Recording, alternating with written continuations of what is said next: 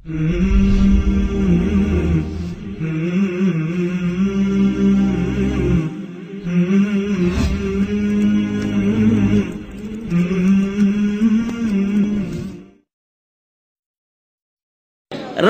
উপকার আলাদা, দিবসের উপকার আলাদা।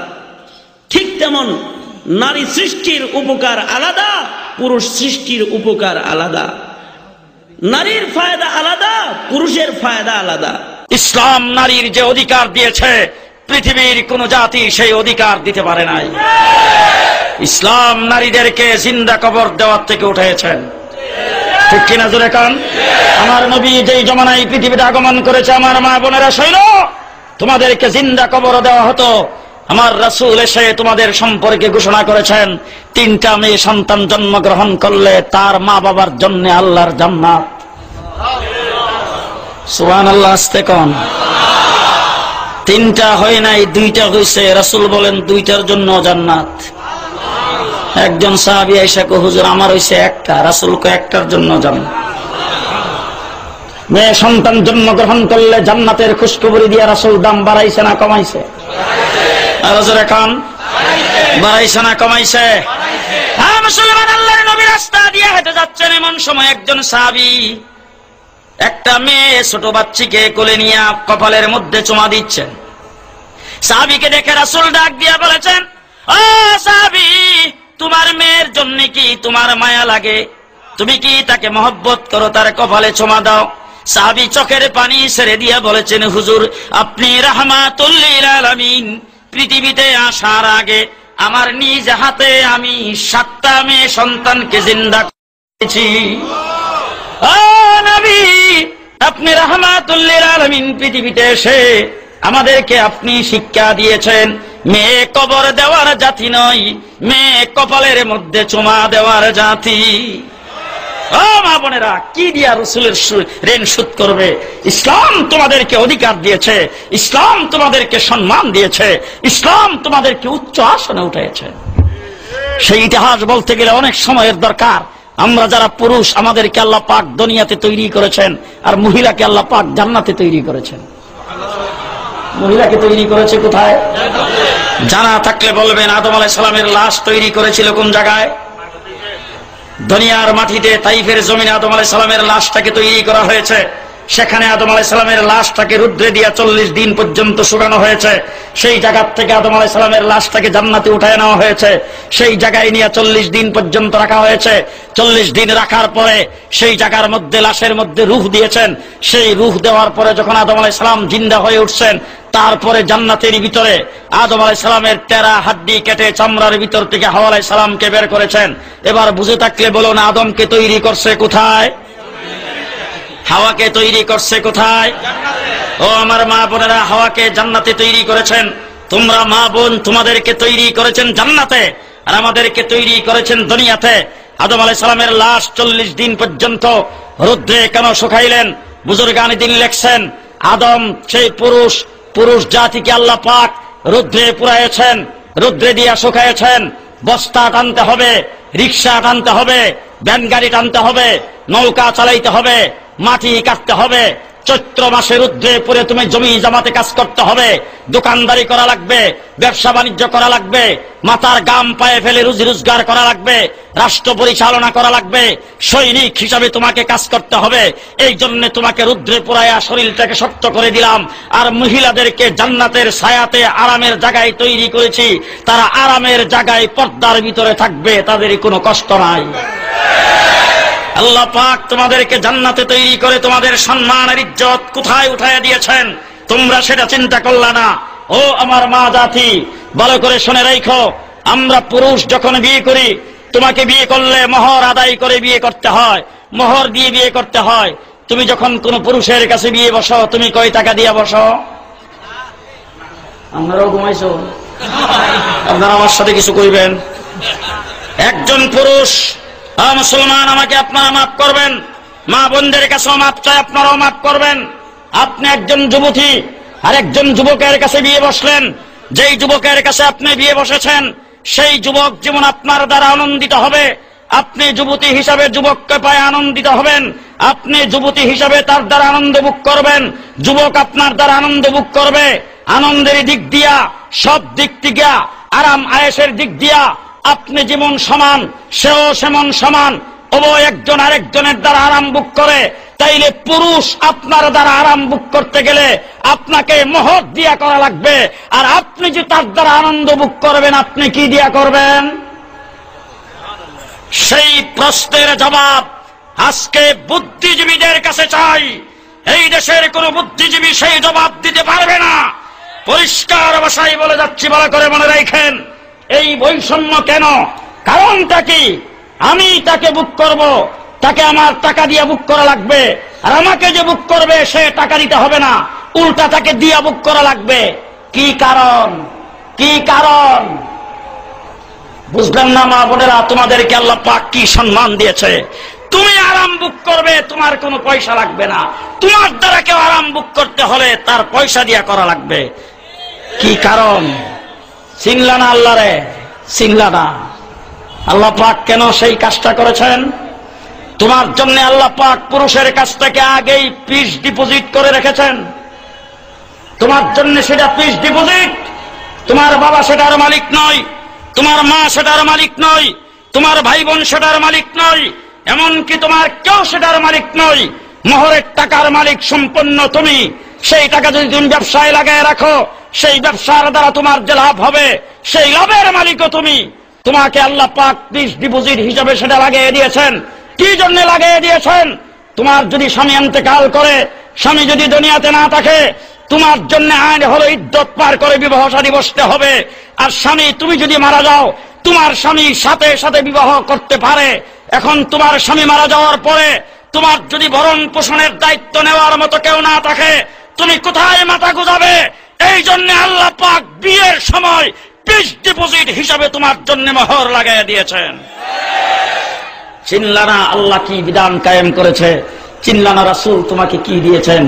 ও আমার মা বোনেরা, রাস্তায় স্লোগান দিয়ে নেমে গেছো, বাঁচার মতো বাঁচতে চাই। আমার আল্লাহ ডাক দিয়া কয়, বাঁচা তোর আর কপালে নাই, মরার মতো মরবে। রাস্তার মারি কাটতে হবে, ইট ভাঙতে হবে, পাথর ভাঙতে হবে, আর রাস্তা গাড়ে এসিড খাইতে হবে। রানা প্লাজার মতো দস্যা মরতে হবে। মরা তোদের কপালও, বাঁচা তোদের কপালে নাই। পরিষ্কার ভাষায় বলতে চাই, আজ পর্যন্ত কোন বুরখা পরিহিতা কোন নারীর মুখে কোনদিন সিট পড়তে দেখছেন? বুরখা পরিহিতা কোন নারী কোথাও রাস্তাঘাটে টিজিংয়ের শিকার হয়েছে? আরো জোরে বলেন, শিকার হয়েছে? পরিষ্কার ভাষায় বলতে চাই, আপনাদের এই বান্দরবনে ওয়াজ করার জন্য আসছিলাম লামা। ওখান থেকে সকাল 9টার দিকে যাচ্ছি। যাওয়ার সময় মনে মনে ভাবতেছি, এখানে পাহাড়ি কাঁঠাল পাওয়া যায় বড় ভালো, যদি পাই তাহলে নিয়ে যাব। হঠাৎ করে দেখি একটা টুলের উপরে 2টা কাঁঠাল, একটা ছোট আর একটা বড়। 2 কাঁঠাল নিয়ে একজন লোক সামনে দাঁড়ানো। আমি যাই গাড়ি থামাইলাম, মনে মনে ভাবতেছি বড়টাই নিমু। যাইয়া তারপরে বড় কাঁঠালটারে বললাম, ওই যে বেচারা কাঁঠাল নিয়ে খাড়া, যে বিক্রি করতে আনছে তারে বিক্রেতাকে বললাম যে, বাবা তোমার কাঁঠালটা আমার একটু উল্টাইয়া দেখাও। হে যাইয়া কাঁঠালের ধরতেছে আর কয়, হুজুর আনবার সময় মাথার থেকে ফইরা কাঁঠালটা একটু ফাইটে গেছে। তো ফাটাটা আমারে দেখায়, কয় হুজুর মাত্র 3-4টা কোয়া বাদ যাবে, আর বাকি পুরা কাঁঠালটা হুজুর ভালো, যদি আপনি নেন তাইলে কম দামে দিয়ালাম। আমি বললাম, বাবা আমি ঢাকা পর্যন্ত নিমো, তোমার এই ফাটা কাঁঠাল নিয়ে হবে না। ঠিক আছে, আমার রিজিকে নাই, তুমি ছোটটা আমারে দিয়ে দাও। হে বড়টা রাইখা ছোটটারে ধরতেছে আর কয়, হুজুর বুঝলেন না, এই কাঁঠালটার দাম হবে অন্তত 700 থেকে 800 টাকা। যদি আপনি নিতেন হুজুর, তাইলে ভালো করে কাগজটা ফিটিং করে দিতাম, মাত্র দাম রাখতাম 180 টাকা। কত? 800 টাকা দামের কাঁঠাল 180 টাকা কেন? জি, একটু ফাইটে গেছে। তোমরাও যদি মা বোনেরা মুখটাকে ফাটায় রাস্তায় যদি বের হও, তোমাদের দাম ওই কাঁঠালের মতো কমে। 2 নম্বরে শোনেন, আপনাদের এলাকায় এই পেকুয়া বাজারে কাঁঠাল তো বিক্রি হয় কুয়া হিসাবে, কুয়া কেজি হিসাবে বিক্রি হয়। কাঁঠালের কুয়ারে আপনাদের দেশে কি কয়? কুয়া বুঝেন তো? এই কাঁঠালের কুয়া তো এই পেকুয়া বাজারে কেজি হিসাবে বেচে। কাঁঠাল কি হিসাবে বেচে? কাঁঠাল গোটা হিসাবে বেচে, ঠিক না বেঠিক? এখন যদি কোনো পাইকার কাঁঠাল কুয়া যদি কইরা বাজারে নিয়ে যায়, কেজি হিসাবে বেচবে।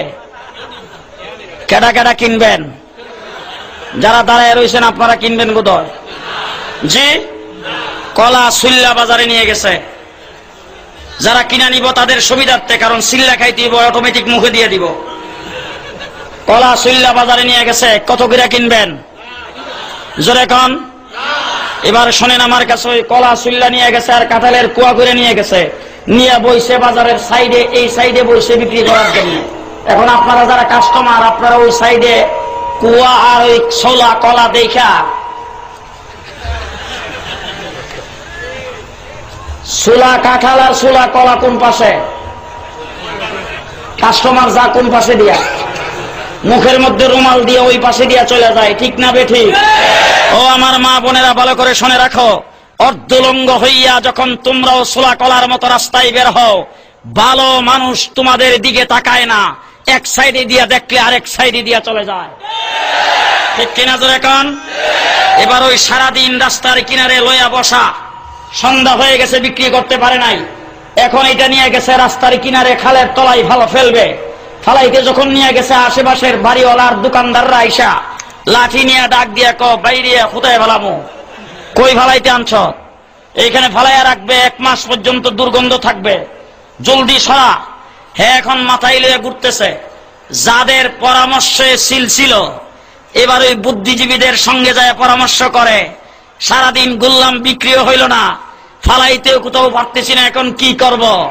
এখন ওই বুদ্ধিজীবীরা পরামর্শ দিছে, একটা কাজ করো, কলার উপর দিয়ে আর কাঁঠালের কুয়ার উপর দিয়ে একটু রং লাগাও, রং লাগাই একটা রেবেল দাও, রেবেলের উপরে লেখা দাও, কাঁঠালের কুয়ার কেজি 1 টাকা, মোটর সাইকেল ফ্রি।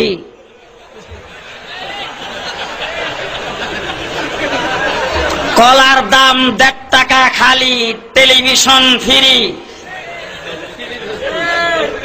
ঘুমাইছে জি? কাঁঠালের কুয়ার দাম মাত্র 1 টাকা, টেলিভিশন মোটর সাইকেল ফ্রি। বাস্তব কইলাম না অবাস্তব? জি, এখন মোটর সাইকেল আর টেলিভিশন ফ্রি দীক্ষা ভালো চরিত্রবান কোন কাস্টমার যায় না, যারা মনে করে কুয়া ফেলাইয়া দেব, কলা ফেলাইয়া দেব, মোটর সাইকেল আর টেলিভিশন পাইলেই হইল, তারাই কিন্তু সেখানে ভিড় করে, ঠিক কিনা কন? সর্বশেষ কথা, ওই যে কাঁঠালের কুয়া আর কলা নিয়ে সুল্লা বাজারে নিয়ে বসছে, কাস্টমার কাছে যাই নাই, কোনো কিছু গেছে? কি গেছে? কোন মাসি গরজে থাকে ওইটা কোন না? আপনাদের দেশে কয় জাইল্লা মাসি। পায়খানা মলমূত্রে যেই মাসি থাকে, সেই মাসি সেখানে যায় বেন বেন করছে, ঠিক না বে ঠিক? আরো জোরে বলেন, ঠিক না বে ঠিক? আমার মা বোনেরা, তোমরাও যদি ছোলা কলার মতো বেপরদা হয়ে রাস্তায় বের হও, তোমাদের কাছে চরিত্রবান কোন ছেলে পেলেরা যায় না, লব্য খাদে লম্পট চরিত্রহীনরা তোমার পেছনে দেওয়া করে। মুসলমান, আজকে পেপার পত্রিকায় দেখলাম, প্রতি ঘন্টায় বাংলাদেশে 2টা করে আত্মহত্যা হয়, শুধুমাত্র নারী গঠিত কারণে। কি কারণ? ফেসবুক, ইন্টারনেট, মোবাইল, বর্তমান ডিজিটাল বাংলাদেশ। আমি পরিষ্কার ভাষায় বলছি, ডিজিটালের বিরোধী নয়। আপনারা ডিজিটালের বিরোধী? আমরা কেউ ডিজিটালের বিরোধী নই। এই বাংলাদেশে যদি ইসলাম কায়েম হয়, কুরআনী শাসন প্রতিষ্ঠা হয়, বাংলাদেশ পৃথিবীর মানচিত্রে 1 নম্বরের ডিজিটাল দেশ হবে। আপনারা আমার সাথে একমত? বন্ধুরা, ডিজিটালের আমরা বিরোধী নই, মোবাইলেরই কি আমরা বিরোধী? আমার সাথে এখনো আছে সাক্ষী। কোন মৌলবীর কাছে নাই মোবাইল? বুজুর্গদের কাছেও মোবাইল আছে। মোবাইল এখন নিত্য প্রয়োজন, ঠিক না বে ঠিক? আমরা কি মোবাইলের বিরোধী? মোবাইলের বিরোধী নয়। ইন্টারনেট খুলে দেখেন, আমার ওয়াজের অভাব নাই। বড় বড় হুজুরদের ওয়াজ, তিরমিজি শরীফ, মুসলিম শরীফ, নেসাই শরীফ, বড় বড় তাফসীরের কিতাব সেই ইন্টারনেটের ভিতরে পাওয়া যায়, ঠিক না বে ঠিক? হারামাইন শরীফাইনের ইমামদের তেলাওয়াত ইন্টারনেটের ভিতরে আছে না নাই? কারি আব্দুল বাসেত থেকে শুরু করে বিশ্ববিখ্যাত কারীদের তেলাওয়াত আছে না নাই? 30 পারা কোরআন ইন্টারনেটের ভিতরে আছে না নাই? ইন্টারনেটও ভালো জিনিস, এটা আমরা বিরোধী না। ফেসবুক আমরাও ব্যবহার করি। হযরত হাফিজ হুজুর প্রেসিডেন্ট নির্বাচনে দাঁড়াইছে, সাংবাদিকরা যায়, হুজুর আপনি প্রেসিডেন্ট হইলে পরের দিনই তো স্টেডিয়ামের ওই যে রেডিও আর টেলিভিশনের দোকানগুলি নাই। হাফিজ হুজুর কেন? টেলিভিশন আর রেডিও সেন্টারই তো থাকবে না, আপনি প্রেসিডেন্ট হয়ে কি এগুলি রাখবেন? হাফিজ হুজুরকে দেখো সবগুলি ঠিক থাকবে, তার কারণ হলো যন্ত্রের কোনো দোষ নাই, যন্ত্র বাজাইবার দোষ। কিসের দোষ? কিসের দোষ? আমার কাছে একজনে আসছে, একজন লোক আইসা জুমার নামাজের পরে আমার পাশে বসা, হুজুর একটু কথা কইতাম। আমি বললাম বলে ফেলেন। হুজুর একটু আলাদা। একটু আলাদা হয়েছি পরে আমার কানে কানে কইতেছে, হুজুর 17 বছরের মায়াটা পরীক্ষা দিছিল মেট্রিক, এরপর হুজুর কি বাতাস জানি লাগছে, কলেজে ভর্তি করছিলাম, কিন্তু আর হুজুর লেখাপড়ার কোনো খবর না, খাওয়ার ওই খবর নাই। আমি বললাম আমার কাছে বলতেছেন কেন? হুজুর একটু তাবিজটা দিছে। আমি বললাম তাবিজ দেবো, আগে আমার একটা পরীক্ষা লাগবে, আমি পরীক্ষা ছাড়া তাবিজ দেই না। বলে কি পরীক্ষা? বল পরীক্ষাটা আপনি করে আইবেন, মেয়েটা থাকে কোন রুমে? বলে হুজুর আমার পাশেই আলাদা রুম বানায় কম্পিউটার ফিট করে দিছি, ওখানে লেখাপড়ার সুবিধার্থে। আমি বললাম রুমের ভিতরে একবারে জাজিমের নিচ পর্যন্ত তুষুকের নিচে বই পুস্তকের পাতার চিপায় ফুরাটার মধ্যে চেক করে কি কি জিনিস পান, হিডা আমার এসে কইবেন কালকা। চলে গেছে 1 সপ্তাহ, খবর নাই। 1 সপ্তাহ পরে মসজিদে জুমার নামাজ পড়াইতে গেছি, দেখি সামনে লম্বা লম্বা কাইক দিয়া যায়। আমি ডাক দিয়া খাড়া করলাম, খাড়া করে বললাম আপনি কিছু বললেন না? মাথারা নিচের দিকে দেখাও যার। হুজুর কিসে? হুজুর বালিশের নিচে আর তুষুকের নিচে আর বই পুস্তকের সিপার মধ্যে 70টা সিম কার্ড পাওয়া গেছে, মোবাইলের সিম। কয়টা সিম?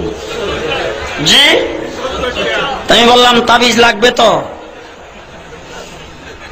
তাবিজ দরকার তো। মুসলমান, পেপার পত্রিকা আসছে ওই শিখে কাশিমপুর কারাগারে তাকে ধর্মীয় শিক্ষক নিয়োগ দেওয়া হয়েছে, দেখেন নাই? ঐশীর নাম শুনছেন? ঐশীর নাম শুনছেন? ও আমার দেশের প্রশাসনের বাইরা ভালো করে শোনো, তোমাদের একজন অফিসার বেডরুমের ভিতরে যাইয়া তার নিজের মেয়ে তাকে আর তার মাকে একসাথে হত্যা করেছে। সে ঐশী জেলখানার ভিতরে তাকে ধর্মীয় শিক্ষক নিয়োগ দিছে। পরের দিন আমি বলছি এতদিন পরে কেন আগে আসলেন? আপনারা ঘুমাই গেছেন গা? এতদিন পরে কেন আগে কোথায় ছিলেন? জি, আগে কোথায় ছিলেন?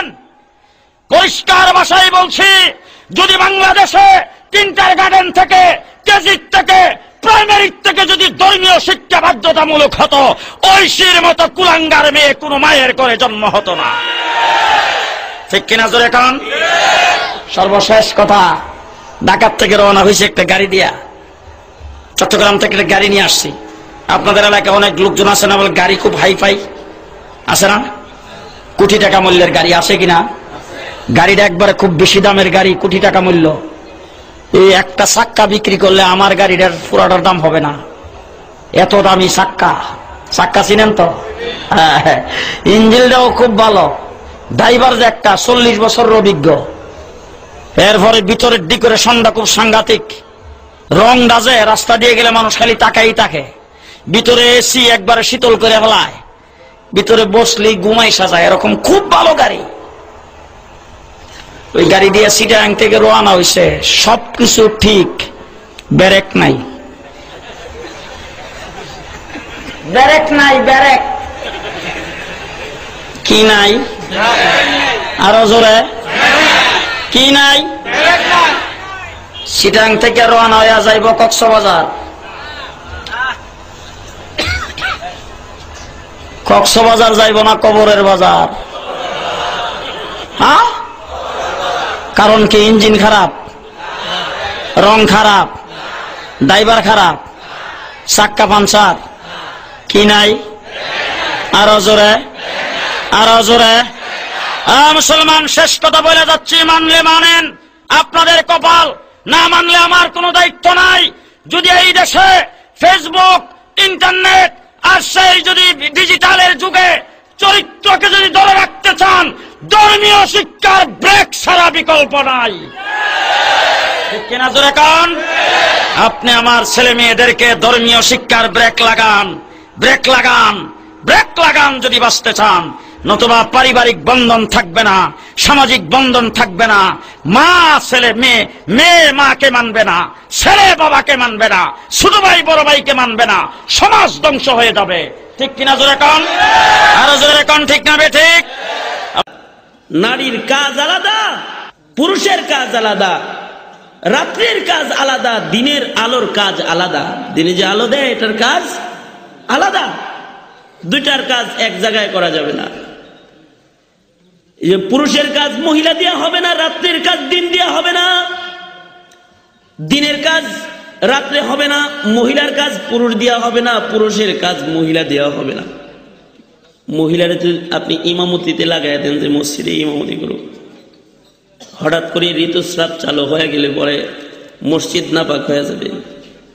এটা সৃষ্টির রহস্য আলাদা, পুরুষের ফায়দা আলাদা, পুরুষের কাজ আলাদা। পুরুষের পেটে যদি বাচ্চা দিয়ে দাও তাহলে ভ্যান গাড়ি চালাইতে পারবে না। এই জন্য জৈবিক চাহিদা পূরণ করলো, নর নারী দুইজন বাচ্চা দিল, মহিলার এই পুরুষটা ভ্যান গাড়ি চালাবে, কাজ করবে। মহিলাটার স্তনে আবার দুধ দিয়ে দিল, যে মহিলাটা ঘরে বসে বসে বাচ্চাকে আদর করে দুগ্ধ পান করাবে। কাজই আলাদা। আমরা তো ইদানিং কালে একজন আরেকজনের কাজ করার প্রতিযোগিতা শুরু করছি। মহিলারা পুরুষের কাজ করতে যাইতেছে আর পুরুষরা মহিলার কাজ করতে যাইতেছে। এই জন্য স্টাইল করে পুরুষরা মহিলার মতো চুলও রাখে আর মহিলারা পুরুষের লেবাস পরে চলাফেরাও করে। এরকম ফেতনা চলছে না একটা? এই জমানার আখেরি জমানার এক জটিল বড় ফেতনা। অথচ রাতের কাজ রাতে, দিনের কাজ দিনে, নারীর কাজ নারী, পুরুষের কাজ পুরুষ। কারি তৈয়ব সাহেব রহমতুল্লাহ আলাইহি খুব সুন্দর করে বুঝাইছেন। স্বামী কৃষক মানুষ, হাল দে, জমিনে হাল দে। বিবির দায়িত্ব হলো দুপুর বেলায় খাবার রান্না করে ঠিক 1টা-1.5টার সময় খাবার নিয়ে চকে পাথারে হাজির হয়ে যাবে, পাখা একটা নিয়ে যাবে, বাতাস করবে, জামাই মিয়া ক্ষেতের কোনায় বসে ভাত খাবে। ডেলি 1টার সময় ভাত নিয়ে যায়। কিন্তু একদিন ঘটনাচক্রে এমন হয়েছে যে 3টা বাজে গেছে কিন্তু খানা নিয়ে আর মহিলা যায় না। স্বামী বেচারার তো মেজাজ খারাপ। সে যে লাঠিটা দিয়া গরু পিটায় ওইটা নিয়ে খালি কতক্ষণ পর ঘুরে আর কয় যে বেলা বাজে 3টা এখনো খানা আনে না রে, আয়া লোক পিটায় একেবারে শেষ করে ফেলায় দে। এরকম ভাব লইতেছে খালি। তো অনেক সময় পরে মহিলা তো খাবার নিয়ে 3টা-3:30টায় হাজির। এই তুমি দেরি করলা কেন খানা আনতে? একটা পিটনি দিব, এই যে লাঠি লইছি পিটামো। তো মহিলা বুদ্ধিমতী, মহিলাদের মধ্যে চিকন বুদ্ধি বেশি। এটা হাদিসেও আছে, রাসূলও বলছেন মহিলাদের চিকন বুদ্ধি বেশি। তো এই মহিলার চিকন বুদ্ধি বেশি। মহিলা বলতেছে এত শত প্রশ্নের জবাব দিতে পারবো না, তো একটা কাজ করলে মনে হয় ভালো হয়। 4 দিন আপনি হাল বাইবেন, 4 দিন আমি হাল বাবো, 4 দিন আপনি রান্না করবেন, 4 দিন আমি রান্না করবো, তাহলে একে অপরের সমস্যা বোঝা যাইব। সমান অধিকার। খারাপ না তো, ঘটনাটা তো ভালোই বলছে। তো 4 দিন আমি রান্না করি, 4 দিন হে রান্না করো, আর 4 দিন আমি হাল দিই, 4 দিন সে হাল দিবে। এই চুক্তির উপরে ঠান্ডা মেজাজে খানা দানা খায়া স্বামী স্ত্রী ঘরে চলে গেছে। সকালবেলায় পরের দিন আবার খেতে খামারে আসতে হবে। তো স্বামী বিবিরে উঠায় দিছে, যাও তাড়াতাড়ি যাও, লাঙ্গল জোয়াল লাও, গরু নাও, যাও হালে যাও। তো স্ত্রী বেচারা লাঙ্গল জোয়াল বাজায় টাজায় কোনো রকমে রওনা দিছে আর কি ক্ষেতের দিকে গেছে। জীবনে কোনোদিন তো আর হাল বায় নাই। জোয়াল দিছে এক জায়গায়, লাঙ্গল দিছে আর এক জায়গায়, মই দিছে এক জায়গায়, এটা দিছে আর এক জায়গায়। এভাবে করে উল্টা পাল্টা করে হাল বাইব তো ক্ষেত, তা না বাইয়া নিজের পা, গরুর পা সব শুদ্ধ হাল বাইছে। দিন বেড়ে এই কাজ করছে। যাওয়ার সময় বলে গেছে, দেখো তুমি কিন্তু সময় মতো খানা নিয়ে কিন্তু হাজির হয়েও, নইলে কিন্তু খবর আছে। এমনি চিন্তা করতেছে, আগুনই তো কটা ধরামো, কটা বাতি তো রানমো, এত তাড়াতাড়ি তাড়াহুড়া করে কি লাভ, আরাম করে লই। আরাম করতে যায় 10টার দিকে উঠমনি, 2 ঘন্টায় ফিনিশ। কিসের 10টা, ঘুমাইতে যায় বাজে গেছে 12টা তো বাচ্চে। বাচ্চা যেটা শোয়ায় রেখে গেছিল দুধ খাওয়াইয়া, এ বাচ্চা চোখ কান্না আরম্ভ করছে। বাচ্চা এবার মায়ের স্তন তালাশ করতেছে। এবার একবার লাকড়ি নিয়ে চুলার কাছে যায়, চুলা ধরায়, বাচ্চা ধরতে যায়, চুলা নিভে যায়। কি বিপদ, ভাত রান্না হয় না। এদিক দিয়ে বাচ্চা খালি কান্দে, বাচ্চার কান্না মোটে থামে না। যতই চকলেট দেয় মুখের ভিতরে আরো জোরে চিৎকার দেয়। চকলেটে কি আর এই চিৎকার থামবো? এটার জন্য তো আল্লাহ আলাদা জিনিস বানাইছে, ওটা ওরে পাঠাই দিছে খেত। কান্না আস্তে আস্তে বাড়তেছে, কিসের রান্না, কিসের কি। বিবি অপেক্ষায়, কিরে স্বামী তো খাবার নিয়ে আসবে, আইলো না। 3টার সময়, 3:30টার সময় বাচ্চা কোলে নিয়ে যায়, বলে খানা পরে খাওয়ামু, আগে বাচ্চা তোমার। নিজের বাচ্চাটা নিজের বিবির কোলে দিছে। আল্লাহর কুদরত, মা সন্তানের কানেকশন। সন্তান মায়ের কোলে যাওয়ার সাথে সাথে স্তনমুখে দিতে হয় নাই, সাথে সাথে কান্না বন্ধ হয়ে গেছে। জোরে আওয়াজ করে বলেন সুবহানাল্লাহ। আরো জোরে চিল্লায় জোরে বলেন সুবহানাল্লাহ। কোলে দিছে আর কান্না বন্ধ। এবার বাপে বাচ্চার মুখের ভিতরে দেয় আর কয় চকলেট খাওয়াই, তাতেও কান্দ। কোলে দিলাম, কান্না নাই। কি পাইলা, কি পাইলা? আল্লাহ ওইটাই বলতেছে, পুরুষ বানাইছি আলাদা কামে, মহিলা বানাইছি আলাদা কামে। একটার কাজ আর একটা দেওয়া হবে না। যদি দাও তাহলে দুর্ঘটনার কবল ছাড়া কিছু আর পাইবে না। একের পর এক দুর্ঘটনা আসতেই থাকবে, আসতেই থাকবে, ঠেকাইতে পারবে না। কখনো লাঙল পায়ে লাগবে, কখনো যায় গরুর পায়ে লাগবে, উল্টাপাল্টা হইতে থাকবে। আল্লাহ তাআলা ওইটাই বলতেছে, হ্যাঁ রাত্রির কসম, অন্ধকার রাত্রির কসম, রাতের ফায়দা আলাদা। আলোক উজ্জ্বল দিবসের কসম, দিনের ফায়দা আলাদা। পুরুষের ফায়দা আলাদা, মহিলার ফায়দা আলাদা। আল্লাহ তাআলা কয় ইন্না সায়াকুম লাশাত্তা, তোমরা এক একজন এক এক মেহনত করতেছ। রাত দিনের নারী পুরুষের ফায়দা যেমন আলাদা, তোমাদের মেহনতের ফায়দা আলাদা।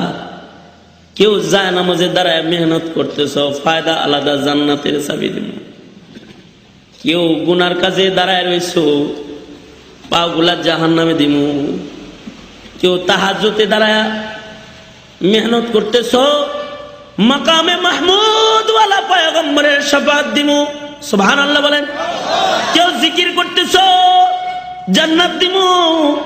ইবাদত করতেছ, জান্নাত সহজ করে দিমু। গুনাহ করবা তাহলে জাহান্নাম সহজ করে দেব। সব জিনিসের ফায়দা যেমন আলাদা, ইবাদতের ফায়দাও আলাদা, গুনার ক্ষতিও আলাদা। যদি ইবাদত করো তাহলে আমার সাক্ষাতের জান্নাতে জায়গা দিব, আর যদি গুনাহ করো তাহলে কিন্তু সাবধান এর বান্দা, জাহান্নামের আযাবের সাজা কিন্তু দিব। এইজন্য তোমরা যে যে মেহনত করো, বুঝা শুনা মেহনত করো। আইলা ঝাইলা মেহনতি হায়াতের সময় বান্দা তুমি কাটায়ও না। যদি কেউ মনে করে আমি ইসলামের সব মানি, আল্লাহর সব কথা ঠিক, তবে শুধুমাত্র সন্তানদের মাঝে মিরাস আর উত্তরাধিকার সূত্রে যে সম্পত্তি বন্টন হবে, তার ব্যাপারে নিয়ম নীতি কি হবে, এটার মধ্যে ইসলাম কিছুটা বৈষম্য করেছে। ওই সময় এটা চলতো, বর্তমান যুগে চলবে না, অচল। এরকম মনে করে যদি এই আয়াতের বিধানকে মডিফিকেশন করতে চায়, কেউ পরিবর্তন করতে চায়, পরিবর্ধন করতে চায়, আমি জিজ্ঞাসা করি সকালে এক পড়া কেন, এক খতম কোরআন শরীফে যদি পড়ে, সারা রাত যদি তাহাজ্জুদ পড়ে, ঈমান আসে না গেছে? ইমানদার না বেঈমান?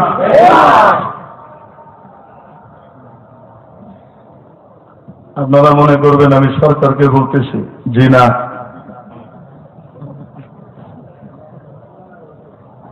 এরকম বেঈমান আমাদের প্রজা সাধারণের ভিতরে এই আইন তৈরি করার আগেও ছিল, এখনো আছে। বাবার রেখে দেওয়া সম্পত্তির মধ্যে আমি ভাই যা পাবো আমার বোন তার অর্ধেক পাওনাদার, ঠিক কি ঠিক না? যেই ভাই মনে করে আল্লাহর সব বিধান ঠিক, এই বিধানে একটু সমস্যা আছে, বোনরা তো শ্বশুর বাড়িতে চলে যায়, তারা আসলে তো বাপের বাড়িতে আমাদের বাড়িতে উঠবে, খাবে দাবে, তাইলে আবার এখান থেকে তোমার সম্পত্তি নেওয়ার দরকার কি? এরকম কিছু ভাই আছে না নাই? যে মনে করে দরকার কি, আর আমি যেটা করতেছি তাকে হকটা দিচ্ছে না, এটাই ঠিক, তার ঈমান আছে না গেছে। ঠিক তেমনি ভাবে এর বিপরীতে যে সকল বন্ধুরা মনে করে সরকার আইন করেছে তাই এখন নতুন আইনে চলবে, আমাকে সমান সমান অধিকার দেওয়া লাগবে, বাবার 3 কাঠা জমির ভিতরে আমাকেও 1.5 কাঠা দিতে হবে, তুমি 1.5 কাঠা আমি 1.5 কাঠা, ইসলামের বিধান অনুযায়ী তুমি 2 কাঠা আমি 1 কাঠা, এটা মানব না, আমি আদালত থেকে সেটা অর্জন করে নেবো, এটা আমার হক। এই কথা যদি কোনো মন মনে করে তার ঈমান আছে না গেছে?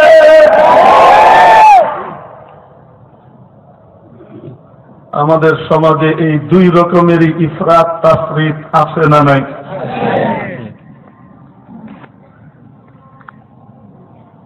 ঈমান সবকিছুর ব্যাপারে আছে, সব বিধিবিধানকে সহি সত্য সঠিক মনে করে, এক্সেপ্ট পর্দা হুজুর, এটা নিয়ে একটু গবেষণা করার দরকার।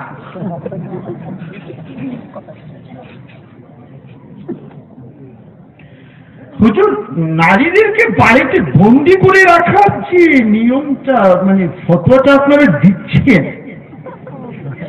এটা বৈষম্যমূলক এবং নির্যাতন আর নিবর্তনমূলক একটি আইন কিন্তু আপনারা বলছেন। এরকম লোক আমাদের সমাজে আছে না নাই? আল্লাহ রাব্বুল আলামিন সূরাতুল আহজাবে আদেশ করেন, কি আদেশ করেন? আরে আমাদের মতো দিনচিট্টা মহিলা যেগুলা যে কোনো সময় ফিতনায় পড়ে যেতে পারে, তাদের ব্যাপারে তো আছেই বতরিকে আওলা বিতরিকিল আওলা বলে এক জিনিস আছে, যে আদেশের মাধ্যমে ইবলিসের সেজদা করা সাবিত হয়, সেজদার আদেশ সেই একই তরিকাতে। কারণ আল্লাহ তাআলা আদেশ করেছিলেন কাদেরকে বলেন না? ওয়াইদ কুলনা লিল মালাইকাতি ওয়াল জিন্নি, এরকম লিল মালাইকাতি। আল্লাহ রাব্বুল আলামিন সূরাতুল আহজাবে কি আদেশ করলেন? 22 নম্বর পারার প্রথম পৃষ্ঠায় আল্লাহ আমাদেরকে একটা আদেশ পাঠিয়েছেন। সেই আদেশটা বলার আগে একটা উদাহরণ দিই। আল্লাহ রাব্বুল আলামিন ছাগল তৈরি করলেন, মাছ তৈরি করলেন, কি বানালেন? ছাগল, মাছ। মাছকে তৈরি করে বললেন, হে মাছ, গোতাগাতি করবি, ধাক্কাধাক্কি করবি, একটাকে কামড় দিবি, লেজ দিয়ে বাড়ি দিবি, যা ইচ্ছা তাই করবি, শ্যাওলা খাবি, ডুব দিবি, পানির উপরে ওঠা হাত ফুক করবি, কোনো আপত্তি নাই, কিন্তু একটা জিনিস খবরদার, পানির বাইরে যাবি না। আর ছাগলকে তৈরি করে বলে দিলেন, ছাগল কাঁঠাল পাতা খাবি, আম পাতা খাবি, কলার ছিলকা খাবি, লেদ্বি চেন্দি মেমে করবি, যা ইচ্ছা তাই করবি, খবরদার পানিতে যাবি না, মাটিতে থাকবি, কোথায় যাবি না। আর যদি পানিতে যেতেই হয় সাবধান, নৌকা ছাড়া যাবি না। কি বলে দিলেন? পানিতে যেতেই হয়, নৌকা ছাড়া যাবি না, আদেশ করে দিলেন। এখন হাজার হাজার কোটি কোটি বছর ধরে মাছ আল্লাহর এই বিধান মেনে আসছে, সুখে আছে না শান্তিতে? বলেন না দুইটাই?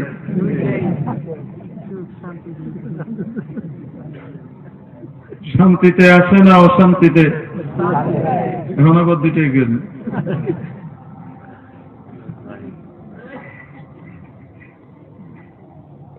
ছাগলও তার আল্লাহর হুকুম আজ পর্যন্ত মেনে চলতেছে।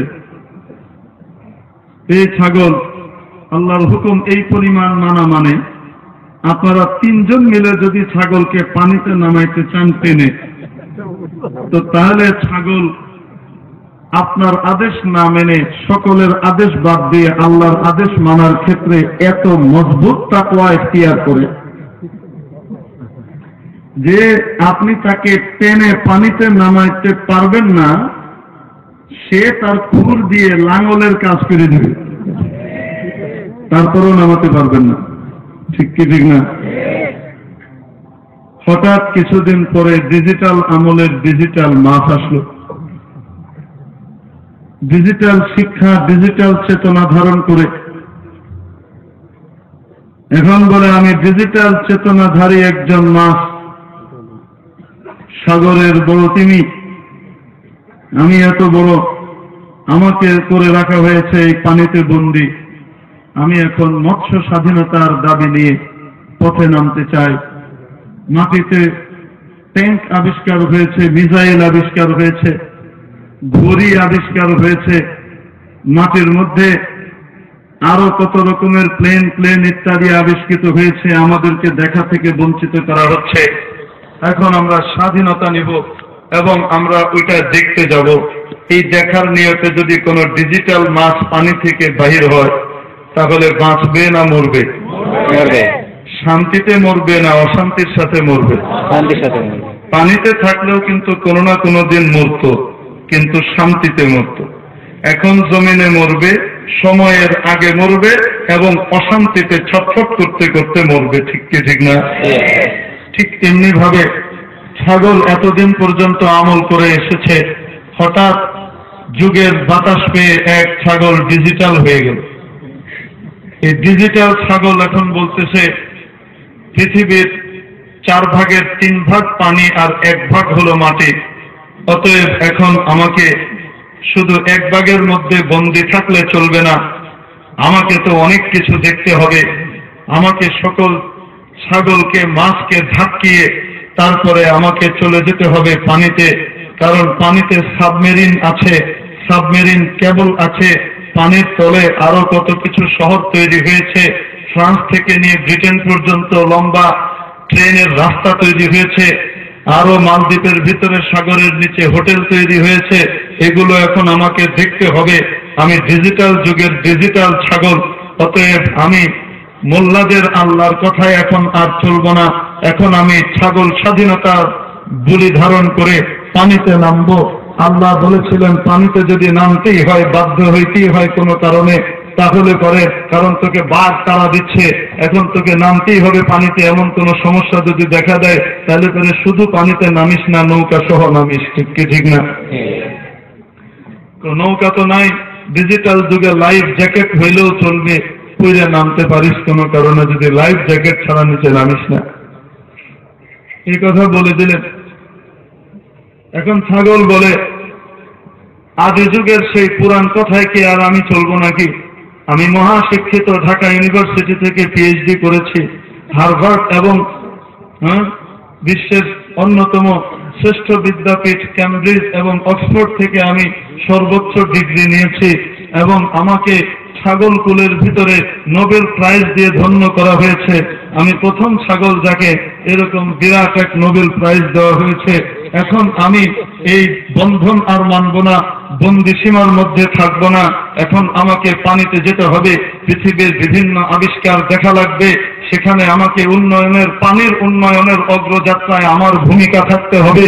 এই জন্য অর্থনৈতিক প্রবৃদ্ধি, যেটা সাগরের, বঙ্গোপসাগরের মধ্যে কয়েকটা ব্লক আবিষ্কৃত হয়েছে, যেখানে গ্যাস আছে, তার নিচে তেল আছে, সেগুলো ওখান থেকে উঠানোর জন্য আমি ছাগলকে পানিতে কাজ করে দেশের উন্নয়ন এবং দেশের অর্থনৈতিক প্রবৃদ্ধিতে গুরুত্বপূর্ণ ভূমিকা রাখতে হবে।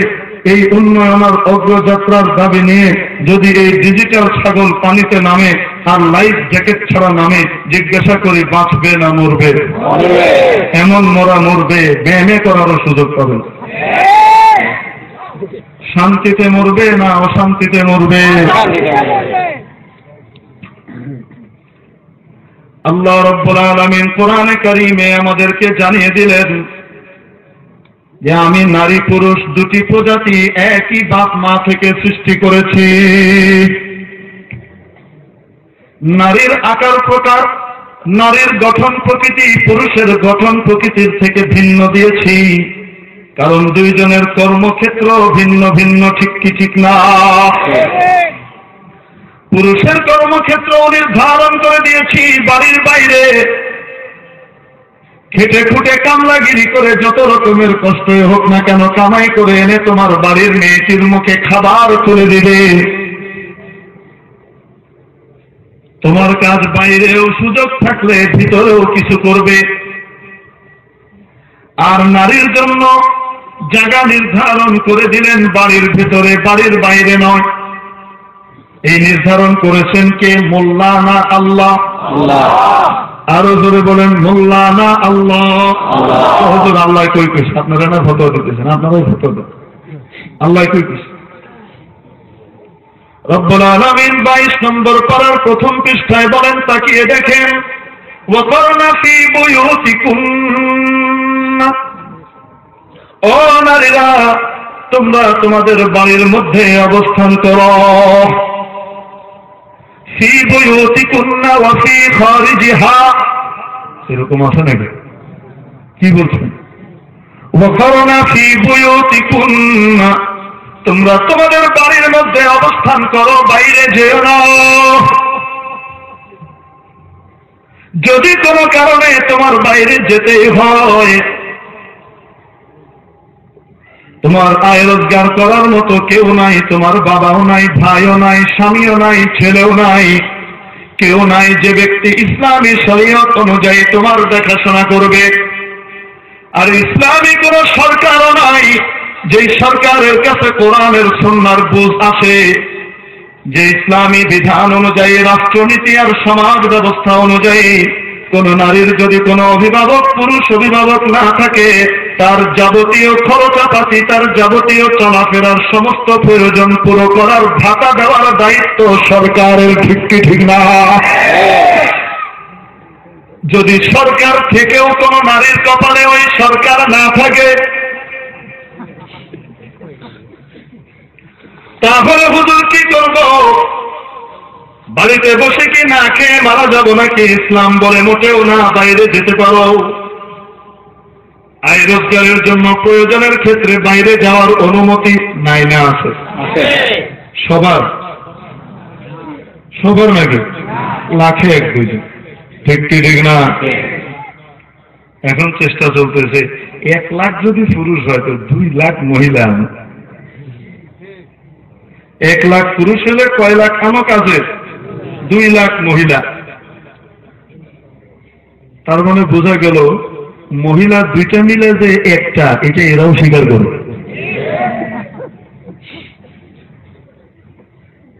ঠিক কি ঠিক না? বাইর করো, বাড়ি থেকে বাইর করো, যত বেশি পারো বাইর করো।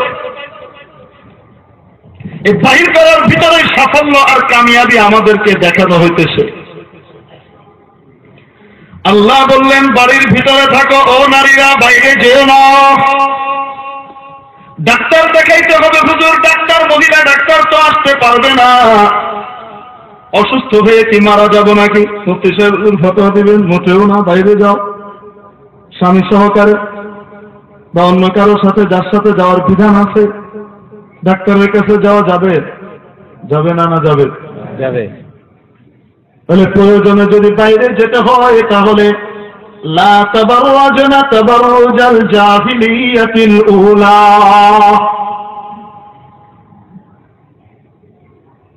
এর মজমুনি তরজমা করে দিন। যদি বাইরে যেতে হয়, একান্ত প্রয়োজনে যদি বাড়ির বাইরে যেতেই হয়, তাহলে সাবধান, বিনা লাইফ জ্যাকেটে, বিনা বোরকায়, বিনা পর্দায় যেও না। লা তাবাররাজনা, খোলামেলা ভাবে এক্সপোজ করে বাইরে যেও না। তাবাররুজাল জাহিলিয়াতিল উলা, আগেকার যুগে, জাহিলি যুগে নারীরা যেভাবে বাইরে শরীরের অঙ্গগুলো প্রদর্শন করে পাখি ড্রেস পরে বের হইত। এরকম পাখি আর ঈগল আর চিল আর শকুন মার্কা ড্রেস পরে বাইরে যেও না। বাইরে যদি যেতে হয় তাহলে পর্দার সাথে বাহিরে যাও, ঠিক কি ঠিক না? এখন আমাদের ডিজিটাল যুগে কেউ কেউ বলতে লাগলো না না না, চলবে না। এখন জাতীয় অর্থনৈতিক প্রবৃদ্ধির মধ্যে নারীদেরকেও সমান তালে অংশগ্রহণ করাইতে হবে, বাহির করো। আল্লাহ বানাইছিলেন রাজরানী, আমরা বানাইতে চাই চাকরানী। একজন পুরুষের সাথে যখন একজন নারীর বিয়ে হয়, দুজন নারী পুরুষ যখন পরস্পরে বিবাহ বন্ধনে আবদ্ধ হন, তখন সর্বপ্রথম যে অধিকার স্বামীর প্রতি স্ত্রীর যে অধিকার প্রতিষ্ঠিত হয় সেটা হলো তার মোহরানা। স্বামীর পক্ষ থেকে একতরফাভাবে স্ত্রীকেই মোহরানা প্রদান করতে হয়, এবং সেটা আল্লাহ পবিত্র কুরআনে বলে দিয়েছেন ফরজ। আল্লাহ বলেন, লাকাদ আলিমনা মা ফরাজনা আলাইহিম ফি আজওয়াজিহিম, স্বামীদের জন্য আমি ফরজ করে দিলাম স্ত্রীদের মোহরানা আদায় করে। যে সম্পূর্ণ একতরফাভাবেই স্বামীর পক্ষ থেকে স্ত্রীকে সর্বপ্রথম তার অধিকার দিতে হয় বিবাহ বন্ধনে আবদ্ধ হওয়ার বিনিময়ে, যেটাকে ইসলামের পরিভাষায় মোহর বলা হয়। এটা স্ত্রীর অধিকার স্বামীর উপর। যতক্ষণ পর্যন্ত স্বামী তার স্ত্রীর মোহর আদায় করবে না, ততক্ষণ পর্যন্ত স্ত্রীর অধিকার তাকে স্বামীকে তার গায়ে স্পর্শ করতে দেবে না। আংশিকভাবেও যদি কোনো স্বামী তার স্ত্রীর মোহর আদায় করে না, তাহলে স্ত্রীর অধিকার আছে স্বামীকে নিষেধ করার, আমার গায়ে আপনি স্পর্শ করতে পারবেন না, আপনি আমার অধিকার আদায় করেন। তাহলে কার অধিকার আগে প্রতিষ্ঠিত হল? স্ত্রীর অধিকার আগে প্রতিষ্ঠিত হল। স্বামী যখন স্ত্রীর মোহরের অধিকার আদায় করবেন, তখন ওই স্বামী তার স্ত্রীর গায়ে স্পর্শ করার অধিকার পাবে। যতক্ষণ পর্যন্ত স্বামী তার স্ত্রীর মোহরের অংশবিশেষ আদায় করবেন না, ততক্ষণ পর্যন্ত স্ত্রীর গায়ে ছুঁইবারও অধিকার পাবেন। পরিষ্কার হয়ে গেল যে স্বামী স্ত্রীর পরস্পরের দায়িত্ব এবং অধিকারের মধ্যে স্ত্রীর অধিকার আগে প্রতিষ্ঠিত হলে পরেই পরবর্তীতে স্বামীর অধিকার প্রতিষ্ঠিত হয়। এক নম্বর অধিকার স্ত্রীর স্বামীর প্রতি মোহর আদায় করা। দুই নম্বর অধিকার সারা জীবনের খুরাকির ব্যবস্থা করা। স্বামী সারা জীবন ভর স্ত্রীর খুরাকির ব্যবস্থা করতে হবে, খানা পিনার জোগাড় করে দিতে হবে। এই জন্য স্বামীকে পুরুষদেরকে রুজি রোজগারে শ্রম খাটার দায়িত্ব দেওয়া হয়েছে কোরআনে। নারীদেরকে রুজি রোজগারে শ্রম খাটার দায়িত্ব কোরআনে দেওয়া হয়নি। তার কারণ নারীদেরকে ইসলামী বিধানে এমন কতগুলি দায় দায়িত্ব দেওয়া হয়েছে যেগুলি কোনো পুরুষের পক্ষে পালন করার উপায় নাই। যেমন একতরফাভাবে নারীদেরকেই মাসিক ঋতুস্রাবের ঝামেলা পোহাতে হয়, এই দায়িত্ব কোনো পুরুষের জীবনে নাই।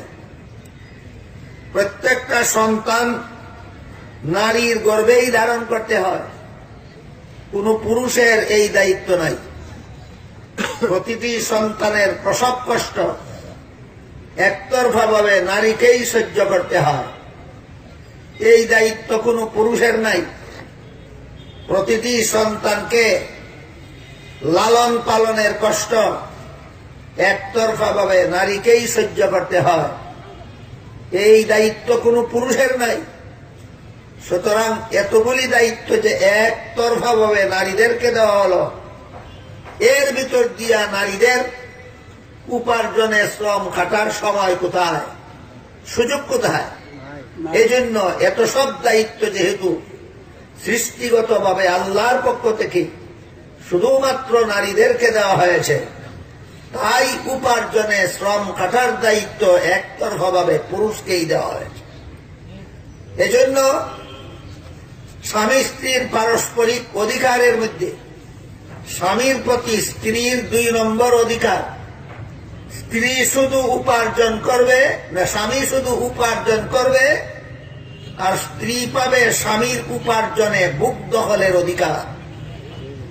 উপার্জনের দায়িত্ব স্বামীর, আর স্বামীর উপার্জিত সম্পদে বুক দখলের অধিকার হল স্ত্রী। কোনটা দায়িত্ব আর কোনটা অধিকার, এর পার্থক্য বোঝার মতো অনুভূতিও যেন মনে হয় আমাদের সমাজের তথাকথিত বুদ্ধিজীবীদের মাথায় জাগে না। তারা উপার্জনের দায়িত্বটা নারীর ঘাড়ে চাপিয়ে দিয়ে পুরুষের সমান অধিকার দিলাম বলতে চায়। উপার্জনে শ্রম খাটা অধিকার নয়, উপার্জনে শ্রম খাটা দায়িত্ব। উপার্জিত সম্পদ বুক করা হলো অধিকার। উপার্জন হলো দায়িত্ব, আর উপভোগ হলো অধিকার। দায়িত্বটা দেওয়া হয়েছে পুরুষকে, উপার্জন করবে পুরুষ, অধিকার দেওয়া হয়েছে নারীকে। পুরুষের উপার্জিত সম্পদ শুধু উপভোগ করবে নারীরা।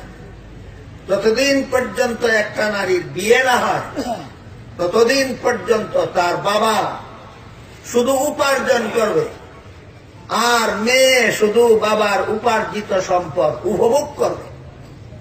বিয়ের পর থেকে মরণ পর্যন্ত সারা জীবন ভর স্বামী শুধু উপার্জন করবে, আর স্ত্রী স্বামীর উপার্জিত সম্পদ শুধু উপভোগ করবে। কোনটা দায়িত্ব আর কোনটা অধিকার আমাদের বুদ্ধিজীবীরা সব একাকার করে ফেলছেন, সব জোগা খিচুড়ি পাকিয়ে ফেলছেন। একটা হলো দায়িত্ব আর একটা হলো অধিকার। বলুন, উপার্জনে শ্রম খাটাটার নাম কি অধিকার না দায়িত্ব? এটা কার? পুরুষের। আর উপার্জিত সম্পদ বুক করাটা কি দায়িত্ব না অধিকার? এটা কার? মহিলা।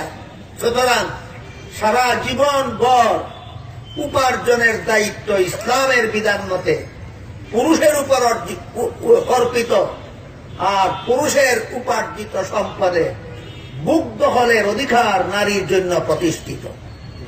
আমাদের বর্তমান সমাজের বিশেষত মুসলমান মহিলাদের বিষয়গুলি ভালো রকম জানার বুঝার দরকার।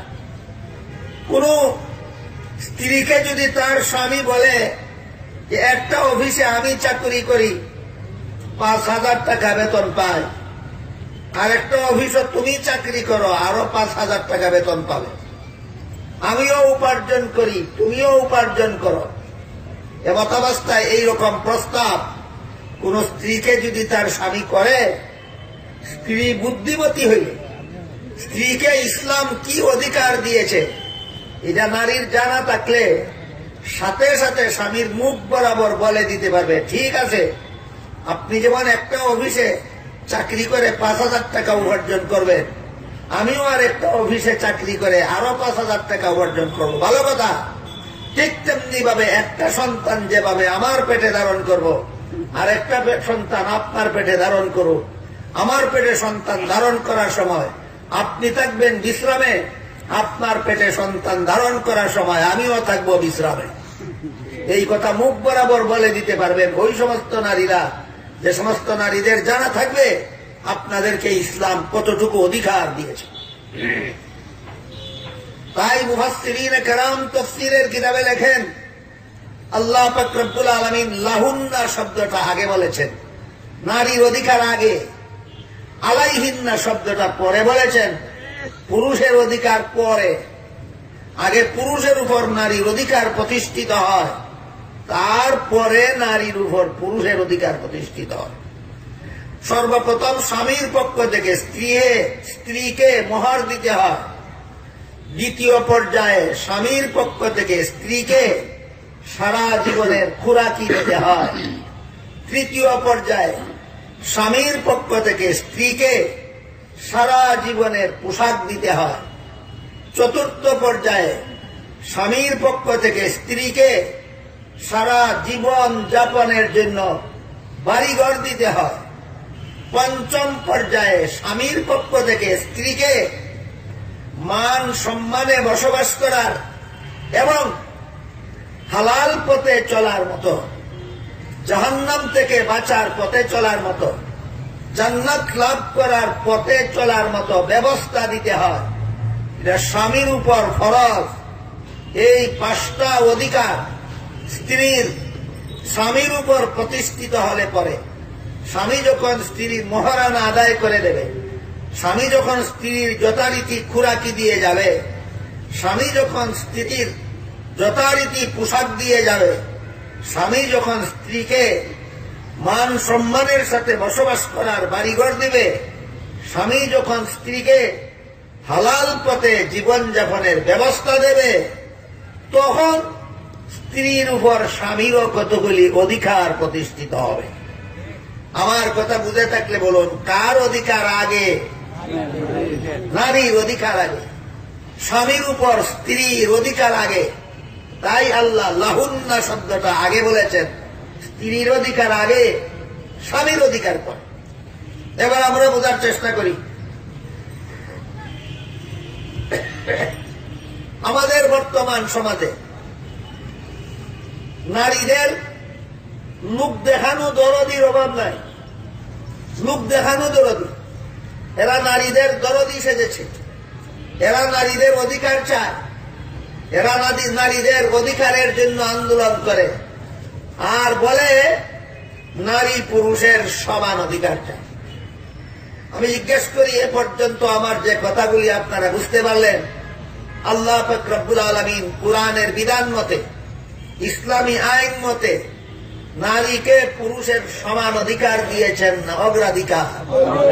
যেখানে আল্লাহ দিলেন অগ্রাধিকার, সেখানে তোমরা সমান অধিকার চাও। তোমরা নারীর অধিকার রক্ষাকারী না নারীর অধিকার ধ্বংসকারী? এই সমস্ত সুগানদারীদেরকেই দেখা যায়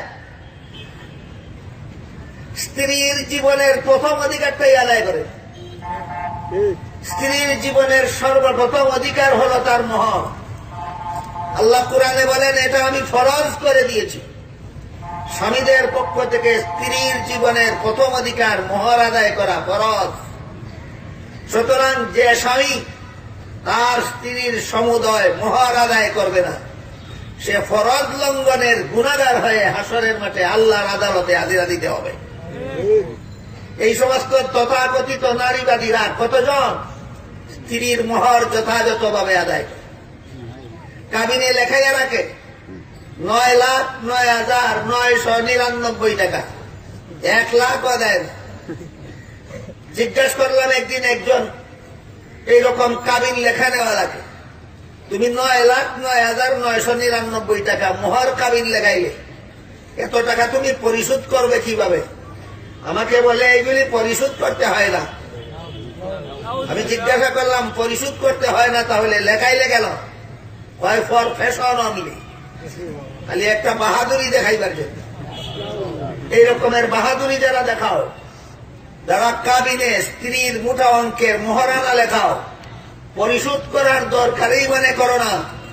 তোমাদের সম্পর্কে এই হাদিস শরীফে আল্লাহর রাসূল সাল্লাল্লাহু আলাইহি ওয়াসাল্লাম বলেছেন, যে লোক তার বিয়েতে এমন একটা মোহর ধার্য করে বিয়ে করে যা পরিশোধ করার ইচ্ছাই নাই তার, এই লোকটা যতদিন তার বিবির সাথে মিলামিশা করবে ততটা জিনার গুনাহ তার আমলনামায় লেখা হবে।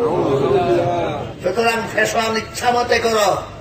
আল্লাহর রাসূলের ঘোষণা, যেই ব্যক্তি তার স্ত্রীর মোহর আদায় করার ইচ্ছা রাখে না, এই ব্যক্তি যতবার তার বিবির সাথে মিলামিশা করবে ততটা জিনার গুনাহ তার আমলনামায় লেখা হবে। কোথায় গেল তোমাদের নারীর অধিকার আদায়ের আন্দোলন? কোথায় গেল তোমাদের নারীর অধিকার আদায়ের স্লোগান? এইগুলি ধোঁকাবাজি ছাড়া আর কিছু নয়। সমাজের মুসলমান নারীদের চোখে দুলাফরা দিয়ে তাদেরকে ঠকানো ছাড়ার চক্রান্ত ছাড়া, ঠকানোর চক্রান্ত ছাড়া আর কিছু নয়।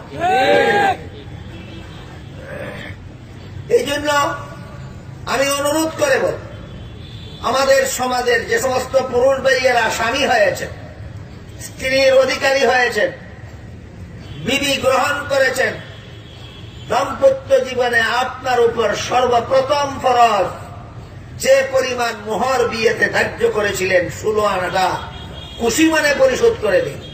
খুশি মানে চাপাচাপির মাধ্যমে পরিশোধ হয় না, মাফ হয় না। অনেক সময় দেখা যায়, আমার বাস্তব জীবনে দেখেছি, একটা লোকের আমি একদিন জিজ্ঞাসা করলাম যে তুমি কি তোমার স্ত্রীর যাবতীয় মোহর আদায় করেছ? সে বলে আদায় করতে হয়নি। আমি বললাম আদায় করতে হবে না কেন? বলে আসে না মাসালা একটা, স্ত্রী যদি মাফ করে দেয় তাহলে আদায় করতে হয় না। আমার স্ত্রী আমাকে মাফ করে দিয়েছে। আমি জিজ্ঞেস করলাম কিভাবে মাফ করলো?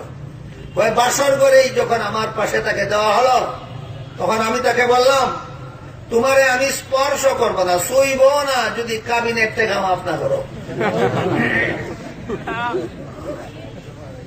কেতনা বড় ডাকাত হলে বাসর করে বিবিকে এমন কথা বলতে পারে? এ কত বড় ডাকাত! বাসর করে বিবিরে ভাই তোরে সইতাম না যদি মোহরের টাকা মাফ না করো।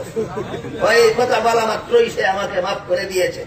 আমি জিজ্ঞাসা করি আপনাদেরকে, মাফ করেছে না ডাকাতি করেছে? ডাকাইতে মাফ গ্রহণকারী নয়। এই ডাকাইতের অবস্থা হইল ওই ডাকাইতের মতো যে ডাকাইতে রাস্তার মধ্যে এক লোকের মুখের মধ্যে ছুরি ধরে দিয়া তার পকেটের সবগুলি টাকা লুটতে নিয়ে গেছে। এরপরে ওই লোকটারে কয় তোর টাকাগুলি যে আমি নিলাম তোর কোনো দাবি দেওয়ার হয়েছে কিনা বল। তখন সে প্রাণের ভয়েই বলে দিল না, কোনো দাবি দেওয়া নাই। ওইটা হইল আওয়ারের ডাকায় আর এটা হইল বাসরের ডাকায়। ডাকাই এইভাবে ডাকাতের দল বিবির কাছ থেকে চলে বলে কৌশলে চাপের মুখে বিভিন্ন রকমের চাপ সৃষ্টি করে মাফের নামে এই বিবির প্রথম অধিকার মোহরের টাকাটা পর্যন্ত ডাকাতি করে নিয়ে যায়। আর রাস্তায় নেমে নারীর অধিকার আদায়ের স্লোগান দেয়। দুঃখাবাজি আর বাটপারি আর কাকে বলা যেতে পারে? তাই আল্লাহ পরিষ্কার ভাষায় কোরআনে বলে দিয়েছেন, ওয়াতুহুন্না সাদুকাতিহিন্না নিহলা, মুলামুলি চাপাচাপি নয়, খুশি মানে তোমাদের স্ত্রীদের মোহর আদায় করে দাও। কত পরিষ্কার ভাষায়, এক আয়াতে আল্লাহ পরিষ্কার ভাষায় বলেছেন স্ত্রীদের মোহর আদায় করা তোমাদের জন্য ফরজ করে দিলাম। আরেক আয়াতে আল্লাহ পরিষ্কার ভাষায় বলেছেন খুশি মানে স্ত্রীদের মোহর আদায় করে দাও।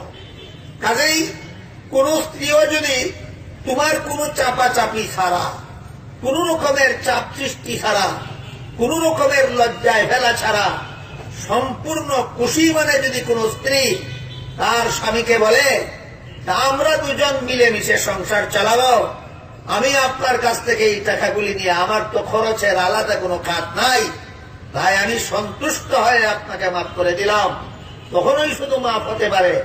এছাড়া কোন পরিস্থিতির শিকার বানিয়ে কোন রকমের চাপ সৃষ্টি করে মাফ নেওয়ার বাহানা করার মানে হলো ডাকাতি করা। আমাদের সমাজের তথাকথিত এক শ্রেণীর বুদ্ধিজীবীরা পর্যন্ত বাসর করে বিবিদের মোহরের টাকাটাও ডাকাতি করে নিয়ে যায়। এটাই হলো দাম্পত্য জীবনে স্বামীর উপর স্ত্রীর সর্বপ্রথম অধিকার। বুঝে থাকলে বলুন, দাম্পত্য জীবনে স্বামীর উপর স্ত্রীর সর্বপ্রথম অধিকারটা কোনটা? এই সমাজের কতজন মুসলমান আদায় করেছে? এদেরকে হাসরের মাঠে যে সমস্ত স্বামীরা বিবিদের মোহর আদায় করে না, দুনিয়াতে জীবনযাপনের স্বার্থে, সুখে শান্তিতে জীবনযাপনের স্বার্থে স্ত্রী মুখ খুলে কিছু বলে না, কিন্তু হাসরের মাঠে এই সমস্ত স্বামীদের গাড়ে ধরিয়া স্ত্রীরা আল্লাহর দরবারে নিয়ে যাবে, বলবে আল্লাহ এই ডাকাত আমার দাম্পত্য জীবনের প্রথম অধিকারটা পর্যন্ত আদায় করেনি, আমি আল্লাহ আপনার আদালতে এর বিচার চাই। আল্লাহ পাক রব্বুল আলামিন নির্দেশ দিবেন, দুনিয়ার জীবনে তোর স্ত্রীর মোহরের অধিকার আদায় করতস না, আজকে আদায় কর। তখন সে বলবে আজকে তো যে টাকাগুলি কাবিনে লেখাইছিলাম সেই টাকাগুলি সাথে নিয়ে আসেনি, কিভাবে আদায় করব? টাকা পয়সার লেনদেন নয়, আজকে শুধু সোয়াব আর গুনার লেনদেন। তোর বিবির যে পরিমাণ মহারানা তোর কাছে প্রাপ্য ছিল সেই অনুপাতে তোর নেক আমল তোর স্ত্রীরে দিয়ে দে। তখন যদি বলে আমার এত পরিমাণ নেক আমল তো নাই দেওয়ার মতো, তখন আল্লাহ বলবেন তোর বিবির গুনাহগুলি তুই নিয়ে যা। এইভাবে হাসরের মাঠে এই ডাকাতদের মোহর পরিশোধ করা হবে।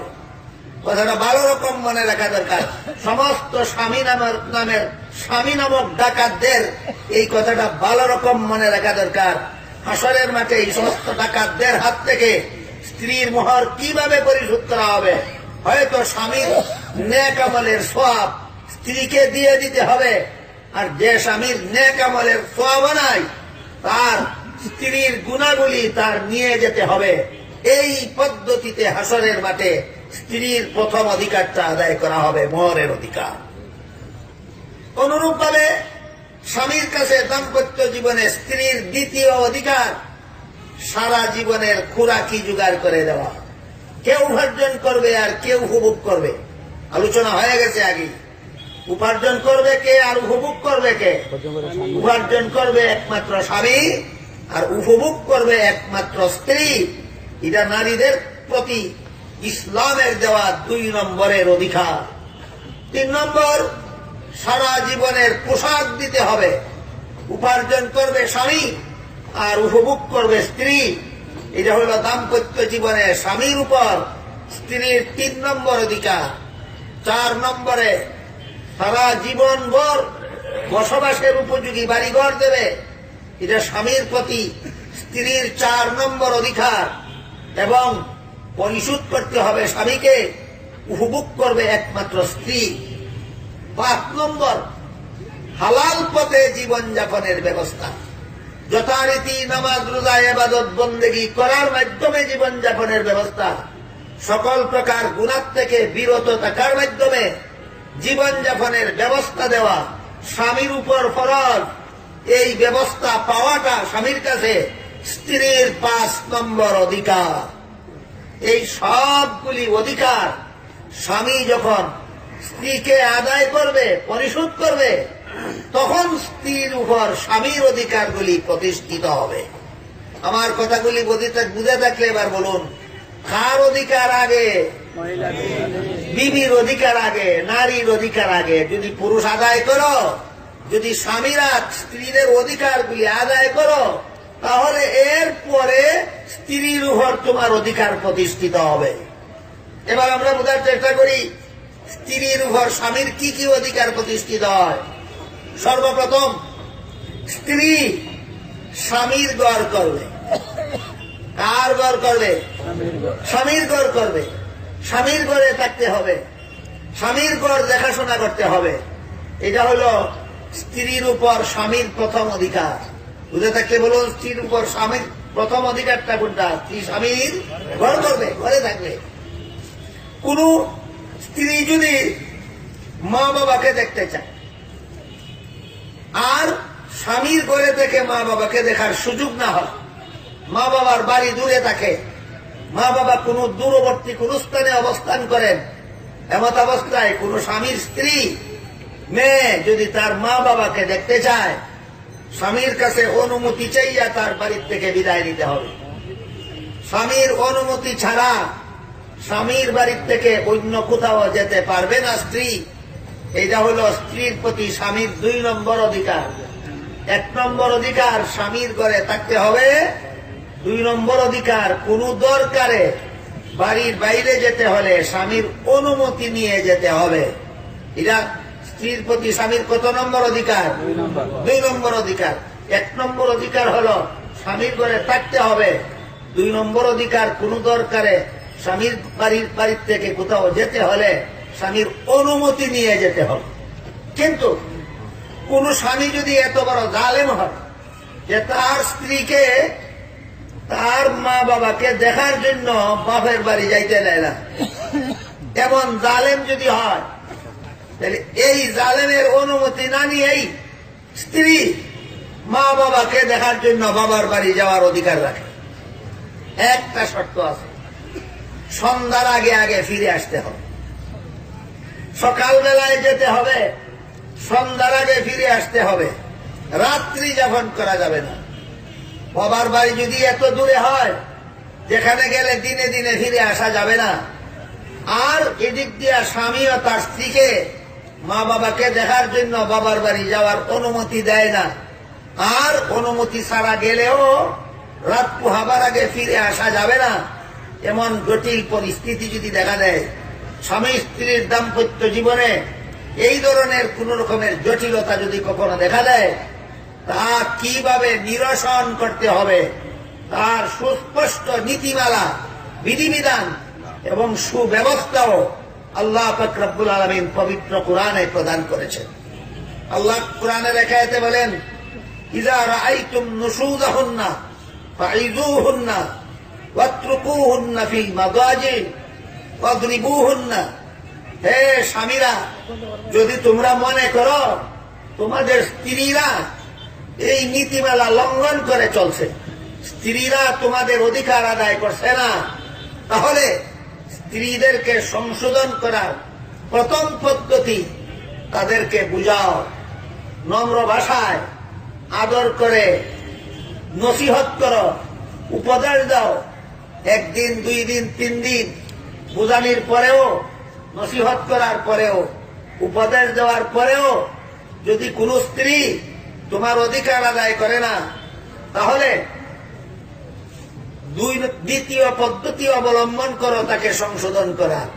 সেটা হলো রাতের বেলায় তোমার বিছানা আলাদা করে নাও, এক রাত্রি আলাদা বিছানায় শুইলে পরে যদি সংশোধন না হয়, 2 রাত্রি আলাদা বিছানায় শুইলে পরেও যদি সংশোধন না হয়, 3 রাত্রি আলাদা বিছানায় শুইলে পরেও যদি সংশোধন না হয়, তাহলে তৃতীয় পদক্ষেপ গ্রহণ করো। সেটা হলো হালকা ধরনের মারপিট করতে পারো। হালকা ধরনের মারপিটের সীমারেখা ইসলামের বিধান শাস্ত্র বিষয়ক কিতাবাদিতে পরিষ্কার লেখা আছে। স্বামী অবাধ্য স্ত্রীকে শাসন করার জন্য যদি মারপিট করতে হয়, চেহারায় মারতে পারবে না, মাথায় মারতে পারবে না, বুকে মারতে পারবে না, পিঠে মারতে পারবে না, শুধু হাতে আর পায়ে প্রহার করতে পারবে। কতটুকু দূরে আঘাত করতে পারবে? যতটুকু দূরে আঘাত করলে চামড়া কাটে না, চামড়া ফাটে না, রক্ত ছুটে না, দাগ পরে যায় না, এতটুকু। এটার নাম হইল হালকা ধরনের মারপিট। কোন অঙ্গে মারবে তাও কিতাবে উল্লেখ আছে, কতটুকু দূরে মারবে তাও উল্লেখ আছে। এই রকমের হালকা ধরনের শাসন করলেও যদি তোমার স্ত্রী তোমার ঘরে থাকে না, অন্য ঘরে চলে যায়, রাত্রিবেলা অন্যখানে থাকে, এই রকমের অবাধ্য স্ত্রীকে প্রথম পর্যায়ে নসিহত করো, দ্বিতীয় পর্যায়ে বিছানা আলাদা করো, তৃতীয় পর্যায়ে হালকা ধরনের মারপিট করো। এর দ্বারাও যদি সংশোধন হয় না, আল্লাহ কোরআনে বলেন এই দাম্পত্য জীবনের কলহ মিটাইয়ে দেওয়ার জন্য চতুর্থ পদক্ষেপ গ্রহণ করো। ফাবআসু হাকামান মিন আহলি ওয়া হাকামান মিন আহলিহা। স্বামীর পরিবারের 2-1 মুরব্বী, স্ত্রীর পরিবারের 2-1 মুরব্বী, এই 2 পক্ষের মুরব্বীদের কাছে বিষয়টা পেশ করো। প্রথমেই পঞ্চায়েতি আদালতে যাও না, প্রথমেই সরকারি আদালতে যাও না। কেন? আল্লাহ বলেন স্বামী স্ত্রীর মধ্যকার অনেক ব্যাপারই থাকে গোপনীয় ব্যাপার সেবার। কোন কারণে স্বামী গুসা করলো, কোন কারণে স্ত্রী অভিমান করলো, এইগুলি সমাজের মানুষকে শুনতে দেওয়াও লজ্জার ব্যাপার হয়। অনেক সময় পঞ্চায়েতের লোকদেরকে শুনতে দেওয়াও অনেক সময় লজ্জাজনক হয়। আদালতে বলা তো মারাত্মক লজ্জাজনক হয়। এই জন্য আল্লাহ পাক রব্বুল আলামিন স্বামী স্ত্রীর দাম্পত্য জীবনের গোপন বিষয়গুলি যেন সমাজে প্রকাশ করে লজ্জাজনক পরিস্থিতির সম্মুখীন হতে না হয়, এজন্য বলেন চতুর্থ পর্যায়ে তোমরা পঞ্চায়েতি বিচারে যাইও না। স্বামী স্ত্রীর ঝগড়া মিটমাটের জন্য আদালতের শরণাপন্ন হয় না। স্বামী স্ত্রীর ঝগড়া মিটমাটের জন্য আগে স্বামীর পরিবারের ঘনিষ্ঠ 2-1 মুরব্বীকে অবগত করো, স্ত্রীর পরিবারের ঘনিষ্ঠ 2-1 মুরব্বীকে অবগত করো। এই 2 পক্ষের মুরব্বীর একটা যোগ্যতা থাকতে হবে। সেটা হলো ইসলাম স্বামীকে কি পরিমাণ অধিকার দিয়েছে, স্ত্রীকে কি পরিমাণ অধিকার দিয়েছে, এই মুরব্বীদের জানা থাকতে হবে। মুরব্বী নিজেই যদি জানে না, ছেলেরে ইসলামে কি পরিমাণ অধিকার দিল, মেয়েরে কি পরিমাণ অধিকার দিল, মুরব্বী যদি নিজেই জানে না, তাহলে কেমনে বিচার করবে, কোন পক্ষ অপরাধ করলো, যে নিজেই সাব্যস্ত করতে পারবে না। যে মুরব্বী নিজেই মূর্খ, এই মুরব্বী এই বিধান মতো বিচার করার যোগ্যতাই রাখে না। আমাদের বর্তমান সমাজের অবস্থা এইরকমই। এই পরিস্থিতি যেখানে দাঁড়ায়, সেখানে শুধু দুই পরিবারের দুই একজন মুরব্বীর কাছে বিষয়টা বললেই হবে না। দাম্পত্য জীবনের নীতিমালা, ইসলাম দাম্পত্য জীবনে স্বামীকে কি কি অধিকার দিয়েছে, ইসলাম দাম্পত্য জীবনে স্ত্রীকে কি কি অধিকার দিয়েছে, এইগুলি জানেন এমন এক দুজন বিজ্ঞ আলেমকেও এই দুই পরিবারের মুরব্বীদের সাথে সালেস হিসাবে রাখতে হবে। কথাটা বুঝতে পারতেছেন কিনা আপনারা? এমত অবস্থায় এই সালিস কমিটি বসবে, বসে দেখবে যে ইসলামের দেওয়া অধিকার মতো স্বামী অপরাধ করলো না স্ত্রী অপরাধ করলো। বসার পরে যদি দেখা যায় স্বামীর অপরাধ, স্ত্রীর অপরাধ নাই, তাহলে তারা স্বামীকে সংশোধন করার ব্যবস্থা করবে। আর এই সালিস কমিটি বসে যদি দেখে স্বামীর অপরাধ নাই, স্ত্রীর অপরাধ, তাহলে এই সালিস কমিটি স্ত্রীকে সংশোধন করার ব্যবস্থা করবে। এটা হল দাম্পত্য জীবনের কলহ মিটমাট করার চতুর্থ পদ্ধতি। এই পদ্ধতিও যদি কখনো দুর্ভাগ্যবশত ব্যর্থ হয়ে যায়, তাহলে পঞ্চম পদ্ধতি হল স্বামী তার স্ত্রীকে একটা তালাক দিয়ে, একটা তালাক দিয়ে 3 মাস আলাদা করে।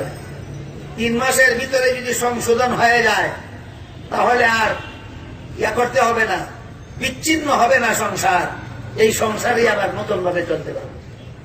3 মাস অতিক্রান্ত হওয়ার পরও যদি স্ত্রী সংশোধন হয় না, তাহলে দ্বিতীয় মাসে, দ্বিতীয় পর্যায়ে দ্বিতীয় তালাক দেবে। এর ফলে যদি সংশোধন হয় না, 3 মাস অতিক্রান্ত হয়ে গেলেই বিবাহ বিচ্ছেদ এক পর্যায়ের হয়ে যাবে। তখন তারা ইচ্ছা করলে ভিন্ন ভিন্ন সংসারও গ্রহণ করতে পারবে স্বাধীনভাবে। ইচ্ছা করলে পুরাতন সংসারকেও আবার পুনর্গঠন করতে পারবে ইচ্ছা করলে। এইভাবে ইসলাম সুযোগ দিয়েছে, ধাপে ধাপে সংশোধন করো, একসাথে 3 তালাক দিও না। ভালো রকম স্মরণ রাখবেন, একসাথে 3 তালাক দেওয়া হারাম। একসাথে 3 তালাক দেওয়া হারাম। যারা একসাথে 3 তালাক দেয়, এরা মাতলামি করে বিবির সাথে, মস্তানি করে বিবির সাথে। হযরত উমর ফারুক রাদিয়াল্লাহু আনহু যদি জানতে পারতেন কোন পুরুষ তার স্ত্রীকে একসাথে 3 তালাক দিয়েছে, তাকে বেত্রাঘাত করতেন হযরত উমর। তুই এই হারাম কাজ করলে কেন? তালাক কতটা হইল কি না হইল ফতুয়া পরে হবে, তুই হারাম কাজ করলে কেন, সেটার বিচার আগে। বলুন তো, আমাদের সমাজে যত তালাক হয়, এগুলি কি ইসলামী পদ্ধতিতে হয় না হারাম পদ্ধতিতে? এগুলি বিচার কে করবে? যে স্ত্রীর অধিকার, তুমি তাকে একসাথে 3 তালাক দিতে পারো না, যে তোমার কাছে স্ত্রীর প্রাপ্য, স্ত্রীর অধিকার, একসাথে তুমি 3 তালাক দিতে পারো না। একসাথে 3 তালাক দেওয়ার মানে হলো কুড়ালের দ্বারা এমন একটা আঘাত করে ফেলা, যে আঘাতের পরে এই কাষ্ঠখণ্ড আর কোনো কাজে না লাগে। এইটা হইল 3 তালাক দেওয়ার পরিণতি। যাই হোক, স্ত্রী যদি অবাধ্য হয়, স্বামীর ঘর করে না, তাহলে স্ত্রীকে সংশোধন করার ধাপে ধাপে 5টা পদ্ধতি দিয়েছে কোরআন। প্রথম পদ্ধতি, স্ত্রীকে নসিহত করবে। দ্বিতীয় পদ্ধতি, বিছানা আলাদা করবে। তৃতীয় পদ্ধতি, হালকা ধরনের মারপিট করবে। চতুর্থ পদ্ধতি, উভয় পক্ষের মুরব্বীদেরকে অবগত করে তাদের মাধ্যমে বিবাদ মীমাংসার ব্যবস্থা করবে। তারা যদি ব্যর্থ হয়, তখন পঞ্চম পদ্ধতি, অন্তত একটা তালাক দিয়েও যদি স্ত্রীকে সংশোধন করা যায়, অন্তত 2টা তালাক দিয়েও যদি স্ত্রীকে সংশোধন করা যায়, তবুও বাকি জীবনটা সুখে শান্তিতে যাপন করা যায়। বুঝে থাকলে বলুন, কোন স্ত্রী যদি স্বামীর ঘর করে না, কোন স্ত্রী যদি অন্যায়ভাবে স্বামীর অবাধ্য হয়, তাহলে তাকে সংশোধন করার ব্যবস্থা কোরআন দিয়েছে কিনা? এ লোহাতারি না ধাপে ধাপে, পর্যায়ক্রমে, সিরিয়াল বাই সিরিয়াল 5টা ব্যবস্থা প্রদান করেছে অবাধ্য স্ত্রীকে সংশোধন করার জন্য। তাই কোন স্ত্রী যদি স্বামীর ঘরে থাকে, তখন এই স্বামীর প্রতি তার যাবতীয় অধিকার প্রতিষ্ঠিত হয়। কোন স্ত্রী যদি স্বামীর ঘরে থাকতে চায় না, তাহলে স্বামীর উপর স্বামীর উপর তার অধিকারগুলি প্রতিষ্ঠিত হয় না। তাহলে স্ত্রীর উপর স্বামীর অধিকার, স্বামীর উপর স্ত্রীর অধিকার প্রতিষ্ঠিত হয়। স্ত্রী স্বামীর ঘরে থাকতে চাইলে না, থাকতে না চাইলে থাকতে চাই। এই জন্য স্ত্রীর উপর স্বামীর প্রথম অধিকার, স্বামীর ঘরে থাকতে হবে। 2 নম্বর অধিকার, স্বামীর বাড়ির বাইরে কোথাও যাইতে হইলে স্বামীর অনুমতি নিয়ে যাইতে হবে। মা বাবাকে দেখার জন্য স্ত্রী স্বামীর বাড়ি থেকে বের হয়ে যেতে পারে, কিন্তু অনুমতি নিয়ে যাবে। স্বামী যদি জালেম হয়, অনুমতি দেয় না, অনুমতি ছাড়াই বাবার বাড়ি যাইতে পারে। একটা শর্তে, সন্ধ্যার আগে ফিরে আসতে হবে। রাত্রি যাপন করা যাবে না। সন্ধ্যার আগে ফিরে আসার সুযোগ যদি থাকে না, ওই 5 পদ্ধতি কোন এক পদ্ধতিতে মীমাংসা করে নিতে হবে। বিষয়টা পরিষ্কার বুঝলেন কিনা দেখো। স্ত্রীর প্রতি স্বামীর 3 নম্বর অধিকার, স্বামীর অনুপস্থিতিতে স্বামীর ঘরের যাবতীয় দেখাশোনা করতে হবে। অনুমতি ছাড়া কোন লোক যেন স্বামীর ঘরে না ঢুকে, স্বামীর ঘরের কোন জিনিস যেন অনুমতি ছাড়া কেউ নিয়ে যেতে না পারে, স্বামীর ঘরের কোন জিনিস যেন অনুমতি ছাড়া কেউ ব্যবহার করতে না পারে। এই সমস্ত ব্যাপার সেবার স্বামীর ঘরের দেখাশোনা করতে হবে স্ত্রীর স্বামীর অনুপস্থিতিতে। এটা হলো স্ত্রীর প্রতি স্বামীর কত নম্বর অধিকার? 3 নম্বর অধিকার। স্মরণ রাখুন, 1 নম্বর অধিকার স্বামীর ঘরে থাকতে হবে। 2 নম্বর অধিকার, কোথাও যাইতে হলে স্বামীর অনুমতি দিতে হবে। 3 নম্বর অধিকার, স্বামীর অনুপস্থিতিতে স্বামীর ঘর দেখাশোনা করতে হবে। স্বামীর ঘর দেখাশোনা করতে হবে। 4 নম্বর অধিকার, স্বামীর সন্তানগুলি নিজের পেটে ধারণ করতে হবে। এটা স্ত্রীর প্রতি স্বামীর অধিকার। যেমন ভাবে স্বামী একচেটিয়া ভাবেই মোহর দিবে স্ত্রীকে, তেমনি ভাবে স্ত্রী একচেটিয়া ভাবেই স্বামীর সন্তান নিজের পেটে গ্রহণ করতে হবে, ধারণ করতে হবে। এটা কত নম্বর অধিকার? স্বামীর সন্তান স্ত্রীর পেটে ধারণ করতে হবে। কত নম্বর অধিকার? 4 নম্বর অধিকার।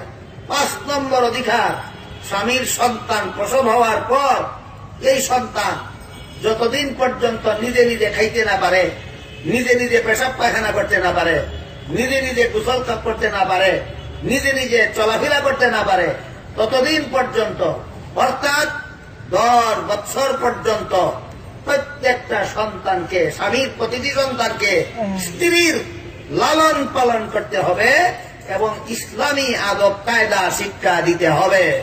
এটা হইল স্ত্রীর প্রতি স্বামীর 5 নম্বর অধিকার।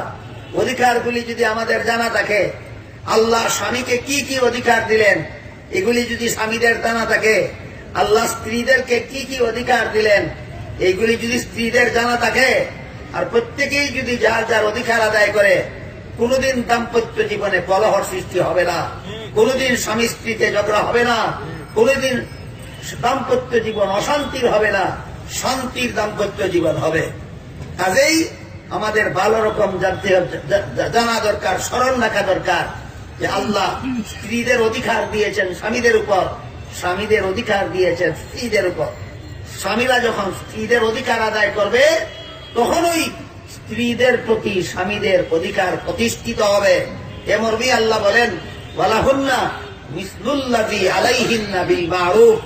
নারীদের অধিকার আছে পুরুষদের উপর, যেমন ভাবে পুরুষদের অধিকার আছে নারীদের উপর। প্রত্যেকের অধিকারই ন্যায্য, প্রত্যেকের অধিকার ন্যায্য অধিকার। মা বোনদের পক্ষ থেকে কয়েকটা প্রশ্ন আমার কাছে পাঠানো হয়েছে। একটা প্রশ্ন হলো, মহিলা ও পুরুষদের পর্দা কি ধরনের পোশাক দিয়ে করা, পর্দা না করলে কি শাস্তি হবে? মহিলা ও পুরুষদের পর্দা 2 রকমের আছে। একটা হইল ঘরে থাকা অবস্থায় নারীদের পর্দা, আরেকটা হইল ঘর থেকে যে বের হওয়ার বিধিবিধান আছে, আলোচনা হইল। বাড়ির থেকে নারীরা যখন কোন দরকারি কাজে বের হবে, তখন পথে ঘাটে নারীদের দেহের পর্দা। বাড়ির ভিতরের পর্দার পদ্ধতি আলাদা, পথে ঘাটের পর্দার পদ্ধতি আলাদা। বাড়ির ভিতরের পর্দার পদ্ধতির বিবরণ দিয়ে আল্লাহ কোরআনের আয়াতে বলেন, ইয়া আইয়ুহাল্লাযীনা আমানু লা তাদখুলু বুয়ুতান গায়রা বুয়ুতিকুম হাত্তা তাস্তানিসু ওয়া তুসাল্লিমু আলা আহলিহা। অর্থাৎ হে মুসলমান পুরুষেরা, তোমরা যে ঘরে ভিন্ন নারী থাকার সম্ভাবনা আছে, ভিন্ন নারী, তোমার বিবি নয়, তোমার মা নয়, তোমার বোন নয়, ভিন্ন নারী, যে ঘরে ভিন্ন নারী থাকার সম্ভাবনা আছে সেই ঘরে তুমি অনুমতি ছাড়া প্রবেশ করতে পারো না। এটা হইল নারীদের ঘরের ভিতরে পর্দা রক্ষা করার ব্যবস্থা। এই জন্য মুফাসসিরিনে কেরাম লেখছেন যে মুসলমান নারী, মুসলমানের কোন নারী যে কামরার ভিতরে থাকে, এই কামরার ভিতরে তার দুলাভাইয়ের ঢুকতে যদি পারমিশনের দরকার হয় না, তার দেবর যদি তার ঘরে ঢুকতে পারমিশন লাগে না, তার চাচাতো ভাই, মামাতো ভাই, খালাতো ভাই, ফুফাতো ভাই এই নারীর কামরার ভিতরে ঢুকতে যদি পারমিশন লাগে না, তার যখন ইচ্ছা তখনই এই মহিলার রুমে ঢুকতে পারে। এই সিস্টেম যে পরিবারে আছে, এই পরিবারের মেয়ে লোকেরা যার যার ঘরের ভিতরে এই ব্যবহারটা, এই পরিবারের মেয়ে লোকেরা যার যার ঘরের ভিতরেই ব্যবহারটা। তিনি প্রশ্ন করেছেন, অত্যন্ত মূল্যবান প্রশ্ন করেছেন যে পর্দা করার ব্যবস্থা কি। একটা হইল ঘরের ভিতরে পর্দা করার ব্যবস্থা, একটা হইল ঘর থেকে বের হলে পর্দা করার ব্যবস্থা। বলুন মুসলমান মহিলাদের ঘরের ভিতরে পর্দা করার ব্যবস্থা কি? ভিন্ন পুরুষ যেন পারমিশন ছাড়া তোমার ঘরে ঢুকতে না পারে, এটা হলো মুসলমান মহিলাদের ঘরের ভিতরে পর্দা করার ব্যবস্থা। যে মহিলার ঘরের ভিতরে খালাতো ভাই, ফুফাতো ভাই, মামাতো ভাই, চাচাতো ভাই ঢুকতে পারমিশন লাগে না, যে মহিলার ঘরের ভিতরে দুলাভাই ঢুকতে পারমিশন লাগে না, যে মহিলার ঘরের ভিতরে দেবর ঢুকতে পারমিশন লাগে না, এই মহিলা ফতেঘাটে বেপরদা না ঘরের ভিতরে বেপরদা? ফতেঘাটে বেপরদা তো হয় যতক্ষণ ফতে চলে ততক্ষণ, আর ঘরের ভিতরের বেপরদা হয় সর্বক্ষণ। ফতেঘাটের বেপরদা হয় যতক্ষণ ফতে চলে ততক্ষণ, আর ঘরের ভিতরের বেপরদা হয় সর্বক্ষণ। যে সমস্ত মহিলারা সর্বক্ষণ ঘরের ভিতরে বেপরদা, তাদের ফতেঘাটের পর্দা চিন্তা করে আর লাভ কি? আরেকটা হইল ফতেঘাটের। আল্লাহ পাক রব্বুল আলামিন নারীদেরকে যেমন ভাবে বসবাসের ঘরে থাকতে নির্দেশ দিয়েছেন, তেমনি ভাবে বিশেষ কিছু দরকারে বাড়ি ঘরের বাইরে যাওয়ার অনুমতিও দিয়েছে। কোন কোন দরকারে সেটা আলোচনার সময় এখন নাই। বিশেষ কতগুলি দরকারে আল্লাহ নারীদেরকে বাড়ি ঘরের বাইরে যাওয়ার অনুমতিও দিয়েছেন। যেমন হজ করতে হইলে নারী ঘরের ভিতরে বসে হজ হবে না। ওয়াজ শুনতে হইলে নারী অনেক সময় ঘরে বসে ওয়াজ শোনার সুযোগ হয় না। তাফসীর শুনতে হইলে নারী অনেক সময় ঘরে বসে তাফসীর শোনার সুযোগ হয় না। যেখানে গেলে হজ হয় ঘর থেকে বের হয়ে সেখানে যেতে পারে, যেখানে গেলে চিকিৎসা হয় ঘর থেকে বের হয়ে সেখানে যেতে পারে, যেখানে গেলে ওয়াজ শোনার সুযোগ হয় ঘর থেকে বের হয়ে সেখানে যেতে পারে, যেখানে গেলে তাফসীর শোনার সুযোগ হয় ঘর থেকে বের হয়ে সেখানে যেতে পারে। কিন্তু আল্লাহ বলেন লা তাবাররাজনা তাবাররুজাল জাহিলিয়াতিল উলা। এই সমস্ত দরকারে যখন মুসলমানের নারীরা ঘর থেকে বের হবে তখন প্রাচীন যুগে অসভ্য বর্বর নারীদের মতো বেপর্দা হয়ে যাবে না। তাহলে ঘর থেকে বের হলে পর্দা কিভাবে করবে? পর্দা করবে এমন ঢিলা ডালা মোটা কাপড়ের বুরখা অথবা চাদরের দ্বারা। স্মরণ রাখতে হবে কি ধরনের পোশাক দিয়ে পর্দা করবে মেয়ে লোকেরা। পোশাক দিয়ে পর্দা করতে হয় না ঘরের ভিতরে, পোশাক দিয়ে পর্দা করতে হয় রাস্তাঘাটে। মেয়ে লোক যখন রাস্তাঘাটে বের হবে তখন পর্দা করার সিস্টেম দুইটা, একটা হলো চাদরের দ্বারা আর একটা হলো বুরখার দ্বারা। চাদর দ্বারা যদি ফতেঘাটে মেয়ে লোকরা শরীরের পর্দা করে তাহলে চাদরটা এমন হতে হবে যেন মাথার থেকে পাও পর্যন্ত সর্বাঙ্গ এই চাদরে জড়াইয়া যেন রাস্তার পুরুষদের দৃষ্টির আড়াল করা যায়। যে চাদরের দ্বারা সহজ হয় না, খুব কঠিন হয়। সহজ হয় বুরখার দ্বারা করবে। বুরখা এমন ভাবে বানানোই থাকে যে মাথার থেকে পাও পর্যন্ত গায়ে পরে নিলেই ঢাকা হইয়া যায়। মুফাসসিরিনে কেরাম তাফসীরের কিতাবে লিখেছেন ফতেঘাটে যে মেয়ে লোকেরা বুরখার দ্বারা পর্দা করবে, এই বুরখাটা কেমন হওয়া চাই? এই বুরখাটা এমন হওয়া চাই যেন মাথার থেকে পা পর্যন্ত সর্বাঙ্গ ঢাকে। সর্বাঙ্গ বর্তমানে কিছু হয়েছে যারা বলে যে মেয়ে লোকের মুখের কোনো পর্দা লাগে না। এদের এই ভ্রান্ত শিক্ষা পাইয়া কিছু মেয়ে লোক বর্তমানে পথে ঘাটে বুরকা পরে চলে কিন্তু মুখ খোলা রাখে। এদের ব্যাপারে তাফসীরের কিতাবে একটা উদাহরণ দিতেন, বড় চমৎকার উদাহরণ দিতেন। একটা পুরুষ যদি একটা মেয়েকে বিয়ে করার প্রস্তাব করে, উভয় পক্ষে যদি সাব্যস্ত হয় যে উভয় পক্ষকে আগে দেখে নিবে, স্বামী স্ত্রী উভয়কে দেখে নেবে, দেখার পরে যদি উভয়কে পছন্দ করে তাহলে বিয়ে হবে। এমন অবস্থায় ছেলেটা মেয়ে দেখতে গেল, মেয়ে বলল তুমি আমার হাত দেখে নাও, আমার পা দেখে নাও, আমার মাথা দেখে নাও, আমার চুল দেখে নাও, মুখ দেখাবো না, বলো বিয়ে করবা কিনা। কেন?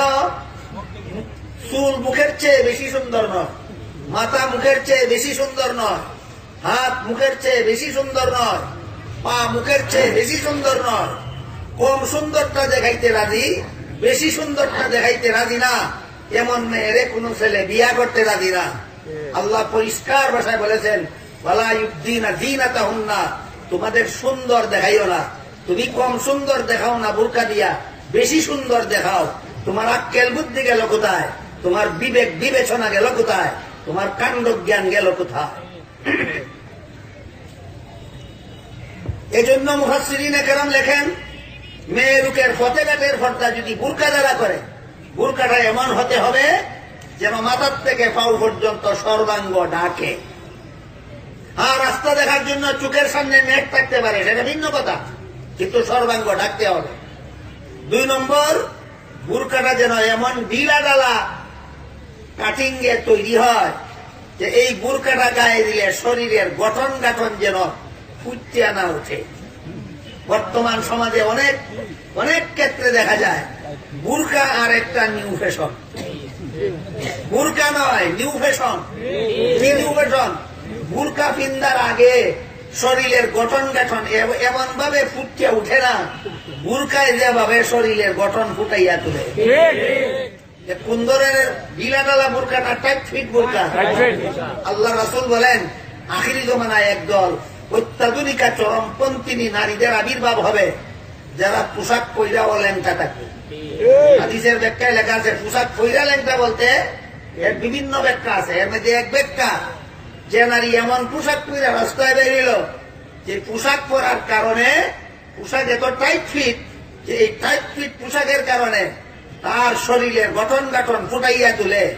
আল্লাহ রাসূল বলেন, এমন পোশাক পিন্দা আর ল্যাংটা থাকা সমান। সুতরাং এটারে ল্যাংটা মার্কা বুরকা বলা যাইতে পারে, এটারে পর্দার বুরকা না বলে ল্যাংটা মার্কা বুরকা বলা যেতে পারে। এই জন্য মুফাসসিরিনে কেরাম তাফসীরের কিতাবে লিখেছেন, বুরকার জন্য প্রথম শর্ত মাথার থেকে পা পর্যন্ত ঢাকতে হবে। 2 নম্বর শর্ত টাইট ফিট হতে হবে, না ঢিলা ঢালা। 3 নম্বর শর্ত হলো বুরকাটা এমন মোটা কাপড়ের হতে হবে যেন বাইরের থেকে ভিতরে না দেখা যায়। বুরকার জন্য কত নম্বর শর্ত? 3 নম্বর শর্ত। 4 নম্বর শর্ত হলো বুরকাটা এমন সাদা সিধা কাপড়ের হতে হবে যেন চকচকের কারণে পুরুষ ফলের দৃষ্টি আকর্ষণ না করে। বুরকা যেন নকশাদার না হয়। বুরকা নকশাদার হইলে শাড়ি একই দোষ করছিল। শাড়ির উপর দিয়ে যদি নকশাদার বুরকা পরলো তাহলে শাড়ির কি দোষ ছিল? নকশায় পুরুষের দৃষ্টি আকর্ষণ করে বলে নকশা ঢাকার জন্য যেই বুরকা, সেই বুরকার মধ্যে যদি চকচকা কাপড় দিয়ে আবার নকশাই করা হইল, শাড়ির কি দোষ ছিল? এই জন্য মুফাসসিরিনে কেরাম লিখেছেন, বুরকাটা সাদা সিধা হতে হবে, চটকদার নয়, নকশাদার নয়। এইরকম বুরকা পরে নারী বাড়ির বাইরে গেলে এটা হলো ফতেঘাটের পর্দা। বুঝে থাকলে বলুন, নারীর পর্দা সব ক্ষেত্রে সমান না ঘরের ভিতরের পর্দা আলাদা, ফতেঘাটের পর্দা আলাদা? ঘরের ভিতরের পর্দা বুরকা, ঘরের ভিতরের পর্দা ভিন্ন, পুরুষ পারমিশন ছাড়া যেন ঢুকতে পারে না, এই ব্যবস্থা যেন প্রতিটি মুসলমানের পরিবারে থাকে। এটা হলো ঘরের ভিতরের পর্দা। আর ঘরের বাইরের পর্দা হইল বুরকা। এরপরে প্রশ্ন করেছেন টিভি দেখা, মোবাইলে গান শোনা কিরূপ গুনাহ? জেনে শুনে বুঝে গুনাহ করলে মাফ হবে কি? টিভি দেখা, টিভিতে ভিন্ন নারী ভিন্ন পুরুষের ছবি দেখা হারাম। টিভিতে ভিন্ন পুরুষে ভিন্ন নারীর ছবি দেখা হারাম। বাস, যে টিভিতে ভিন্ন পুরুষ ভিন্ন নারীর ছবি দেখার ব্যবস্থা আছে, যে টিভিতে ভিন্ন নারী ভিন্ন পুরুষের ছবি দেখার ব্যবস্থা আছে, এমন টিভি দেখা হারাম। মোবাইলে গান শোনা, যে কোনো অবস্থায় গান শোনা হারাম। মোবাইলে হোক, যে কোনো অবস্থাতে হোক, যে কোনো অবস্থায় গান শোনা হারাম। গুনাহ জেনে বুঝে করলে মাফ হবে কি? অবশ্যই। জেনে বুঝে যারা গুনাহ করেছে, এরা যদি অতীতের গুনার জন্য লজ্জিত হয়ে যায় এবং গুনার অভ্যাস ছেড়ে দেয়, আল্লাহর কাছে ওয়াদা করে আর ভবিষ্যৎ জীবনে কোনোদিন গুনাহ করবে না। আল্লাহ ওয়াদা দিয়েছেন, অবশ্যই আল্লাহ সব গুনাহ মাফ করে দেবে। 3 নম্বর প্রশ্ন করেছেন স্বামী স্ত্রীর কর্তব্য। এটা আমার আজকের আলোচ্য বিষয়, সবিস্তারে আলোচনা হয়েছে। স্বামী স্ত্রীর কর্তব্য আজকের আলোচ্য বিষয় ছিল, সবিস্তারে আলোচনা হয়েছে। স্বামী অবৈধ হলে স্ত্রীর করণীয় কি, এটাও আলোচনার ভিতর দিয়ে চলে গেছে। স্বামী যদি অবিচার করে তবুও বিচারের ব্যবস্থা আছে, স্ত্রী যদি অবিচার করে তবুও শরীয়তে তার বিচারের ব্যবস্থা আছে। মহিলা ও পুরুষরা কি আল্লাহকে পাওয়ার জন্য বাড়ি ছেড়ে চলে গিয়ে বৈরাগী হওয়া যায়? হাদিস শরীফে আল্লাহ রাসূল বলেন, লা রাহবানিয়াতা ফিল ইসলাম, ইসলাম ধর্মে বৈরাগী হওয়ার কোনো ব্যবস্থা নাই। বাড়িঘর ছেড়ে দিয়ে সংসার বর্জন করে ধর্ম পালনের ব্যবস্থা ইসলামে নাই। মোবাইল ফোনে অপরিচিত লোকের সাথে কথা বলা জায়েজ আছে কিনা? মোবাইল ফোনে মেয়ে লোকেরা অপরিচিত পুরুষের সাথে, মোবাইল ফোনে পুরুষেরা অপরিচিত নারী লোকের সাথে কথা বলার কারণে কি পরিমাণ কেলেঙ্কারি সমাজ চলছে, এটা যারা জানে এরা জায়েজ আছে কিনা হায়া লজ্জা থাকলে এই প্রশ্ন করতে পারে। আল্লাহর হুকুম বাদ দিয়ে যারা নিজেদের হুকুম কায়েম করে তারা কি মুসলমান? এক কথায় জবাব দেওয়ার উপায় নাই। তফসিরের কিতাবে এসে নিজের ব্যাখ্যা আছে, কেউ যদি আল্লাহর হুকুম বাদ দিয়ে নিজের হুকুম চালু করে আর বলে যে আল্লাহর হুকুম ছাড়া শান্তি নাই, কিন্তু আমি আমার স্বার্থের কারণে আল্লাহর হুকুম বাদ দিয়া নিজের হুকুম চালু করলাম, তাহলে কাফের হবে না, পাপিষ্ট হবে। আর কেউ যদি বলে আল্লাহর হুকুমে শান্তি নাই, আমার হুকুমে শান্তি, নিশ্চিত কাফের। পরিষ্কার হইল কিনা? আল্লাহ আপনাদের আমাদের সবাইকে এই সমস্ত বিষয় জেনে জীবনে আমল করার, পালন করার তৌফিক দান করুন। মাথায় কাপড় না দিয়ে উযু করা জায়েজ হবে কিনা? উযু করার পর যদি হাঁটুর উপর কাপড় উঠে মাথার কাপড় পরে যায় এবং জুড়ে হাসি দেওয়া হয়, তবে উযু থাকে কিনা? এই যে কাজগুলির কথা বলা হয়েছে, মাথায় কাপড় না দেওয়া, হাঁটুর উপর কাপড় উঠা, জুড়ে হাসা মেয়ে লোকের জন্য, এগুলি গুনার কাজ, কিন্তু উযুর সাথে কোনো সম্পর্ক নাই। উযুর সাথে কোনো সম্পর্ক নাই। উযু করার সময় যদি মাথায় কাপড় থাকে না, মাথায় কাপড় না থাকা অবস্থায় কোনো পুরুষে দেখে, তার গুনাহ হবে, কিন্তু উযু হয়ে যাবে। তেমনি ভাবে কোনো পুরুষে উযু করার সময় হাঁটুর উপর কাপড় উঠে গেলে যদি ভিন্ন পুরুষে দেখে, এই কারণে গুনাহ হবে আলাদা, কিন্তু উযু হয়ে যাবে। বুঝে থাকতে বলুন, প্রশ্নে উল্লেখিত বিষয়গুলির সম্পর্ক উযুর সাথে না গুনার সাথে? এই কাজগুলি করলে গুনাহ হয়, কিন্তু উযু নষ্ট হয় না। কাজেই আমরা উযুও করবো, গুনার থেকে বেঁচে থাকবো, উযুও করবো, মাথায় কাপড়ও দিয়ে রাখবো, উযুও করবো, হাঁটু ঢেকেও রাখবো, উযুও করবো, অট্ট হাসি হাসবো না। এইটাই হলো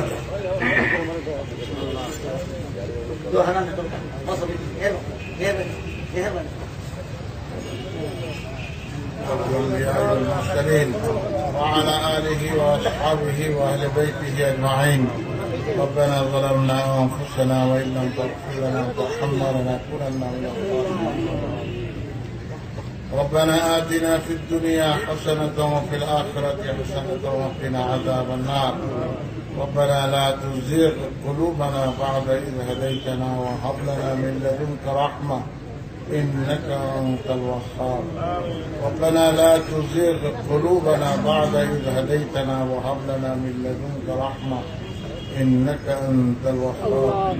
اهدنا الصراط المستقيم، اهدنا الصراط المستقيم، صراط الذين أنعمت عليهم غير المغضوب عليهم ولا الضالين اے اللہ ہمارے عسکری محفل تم قبول و منظور আল্লাহ আমার মা বোনের মধ্যে যে সমস্ত বুজুর্গানের দিনের ওয়াজ শুনানি হয়েছে আল্লাহ তাআলার এইগুলি মানিয়া চলার আমরা সবাইকে তৌফিক দান করুন আল্লাহ আমরা জীবনের সমস্ত গুনাহগুলিকে মাফ করে দাও আয় আল্লাহ আমরা জীবনকে তোমার রঙে রঙিন করে দাও তোমার হাবিবের রঙে রঙিন করে দাও আয় আল্লাহ তোমার সমস্ত হুকুমগুলি আমরা যথারীতি রাখি জীবন মানিয়া চলার তৌফিক দান করো আল্লাহ কাজিমুল কোরআন পরিষদের কবুল ও মঞ্জুর ফরমাও আয় আল্লাহ কাজিমুল কোরআনের সমস্ত জরুরিয়াতকে তোমার গাইবে খাজানাতে পুরা ফরমাও আয় আল্লাহ বাংলাদেশের মধ্যে তুমি আমান আতা ফরমাও আয় আল্লাহ রহমত নাজিল ফরমাও ফিতনা ফাসাদ থেকে বাংলাদেশ সহ সমস্ত মুসলিম উম্মার হেফাজত ফরমাও রব্বানা আলাইকা তাওয়াক্কালনা ওয়া ইলাইকা আনাবনা ওয়া ইলাইকাল মাসির আল্লাহ আমরা জানা অজানা সমস্ত বিমারে হলে তোমার তার শিফা যে আল্লাহ যে সমস্ত মা বোনরা ওয়াজ শোনার জন্য আইছেন আল্লাহ তারা দিনের মধ্যে হিম্মত আতা ফরমাও আল্লাহ এই ওয়াজগুলি যে তারা আমরা সকলের জীবনে বাস্তবায়িত করার তৌফিক দান করুন সাল্লাল্লাহু তাআলা আলা খাইরি খালকিহি মুহাম্মাদ ওয়া আলিহি ওয়া আসহাবিহি আজমাইন আমিন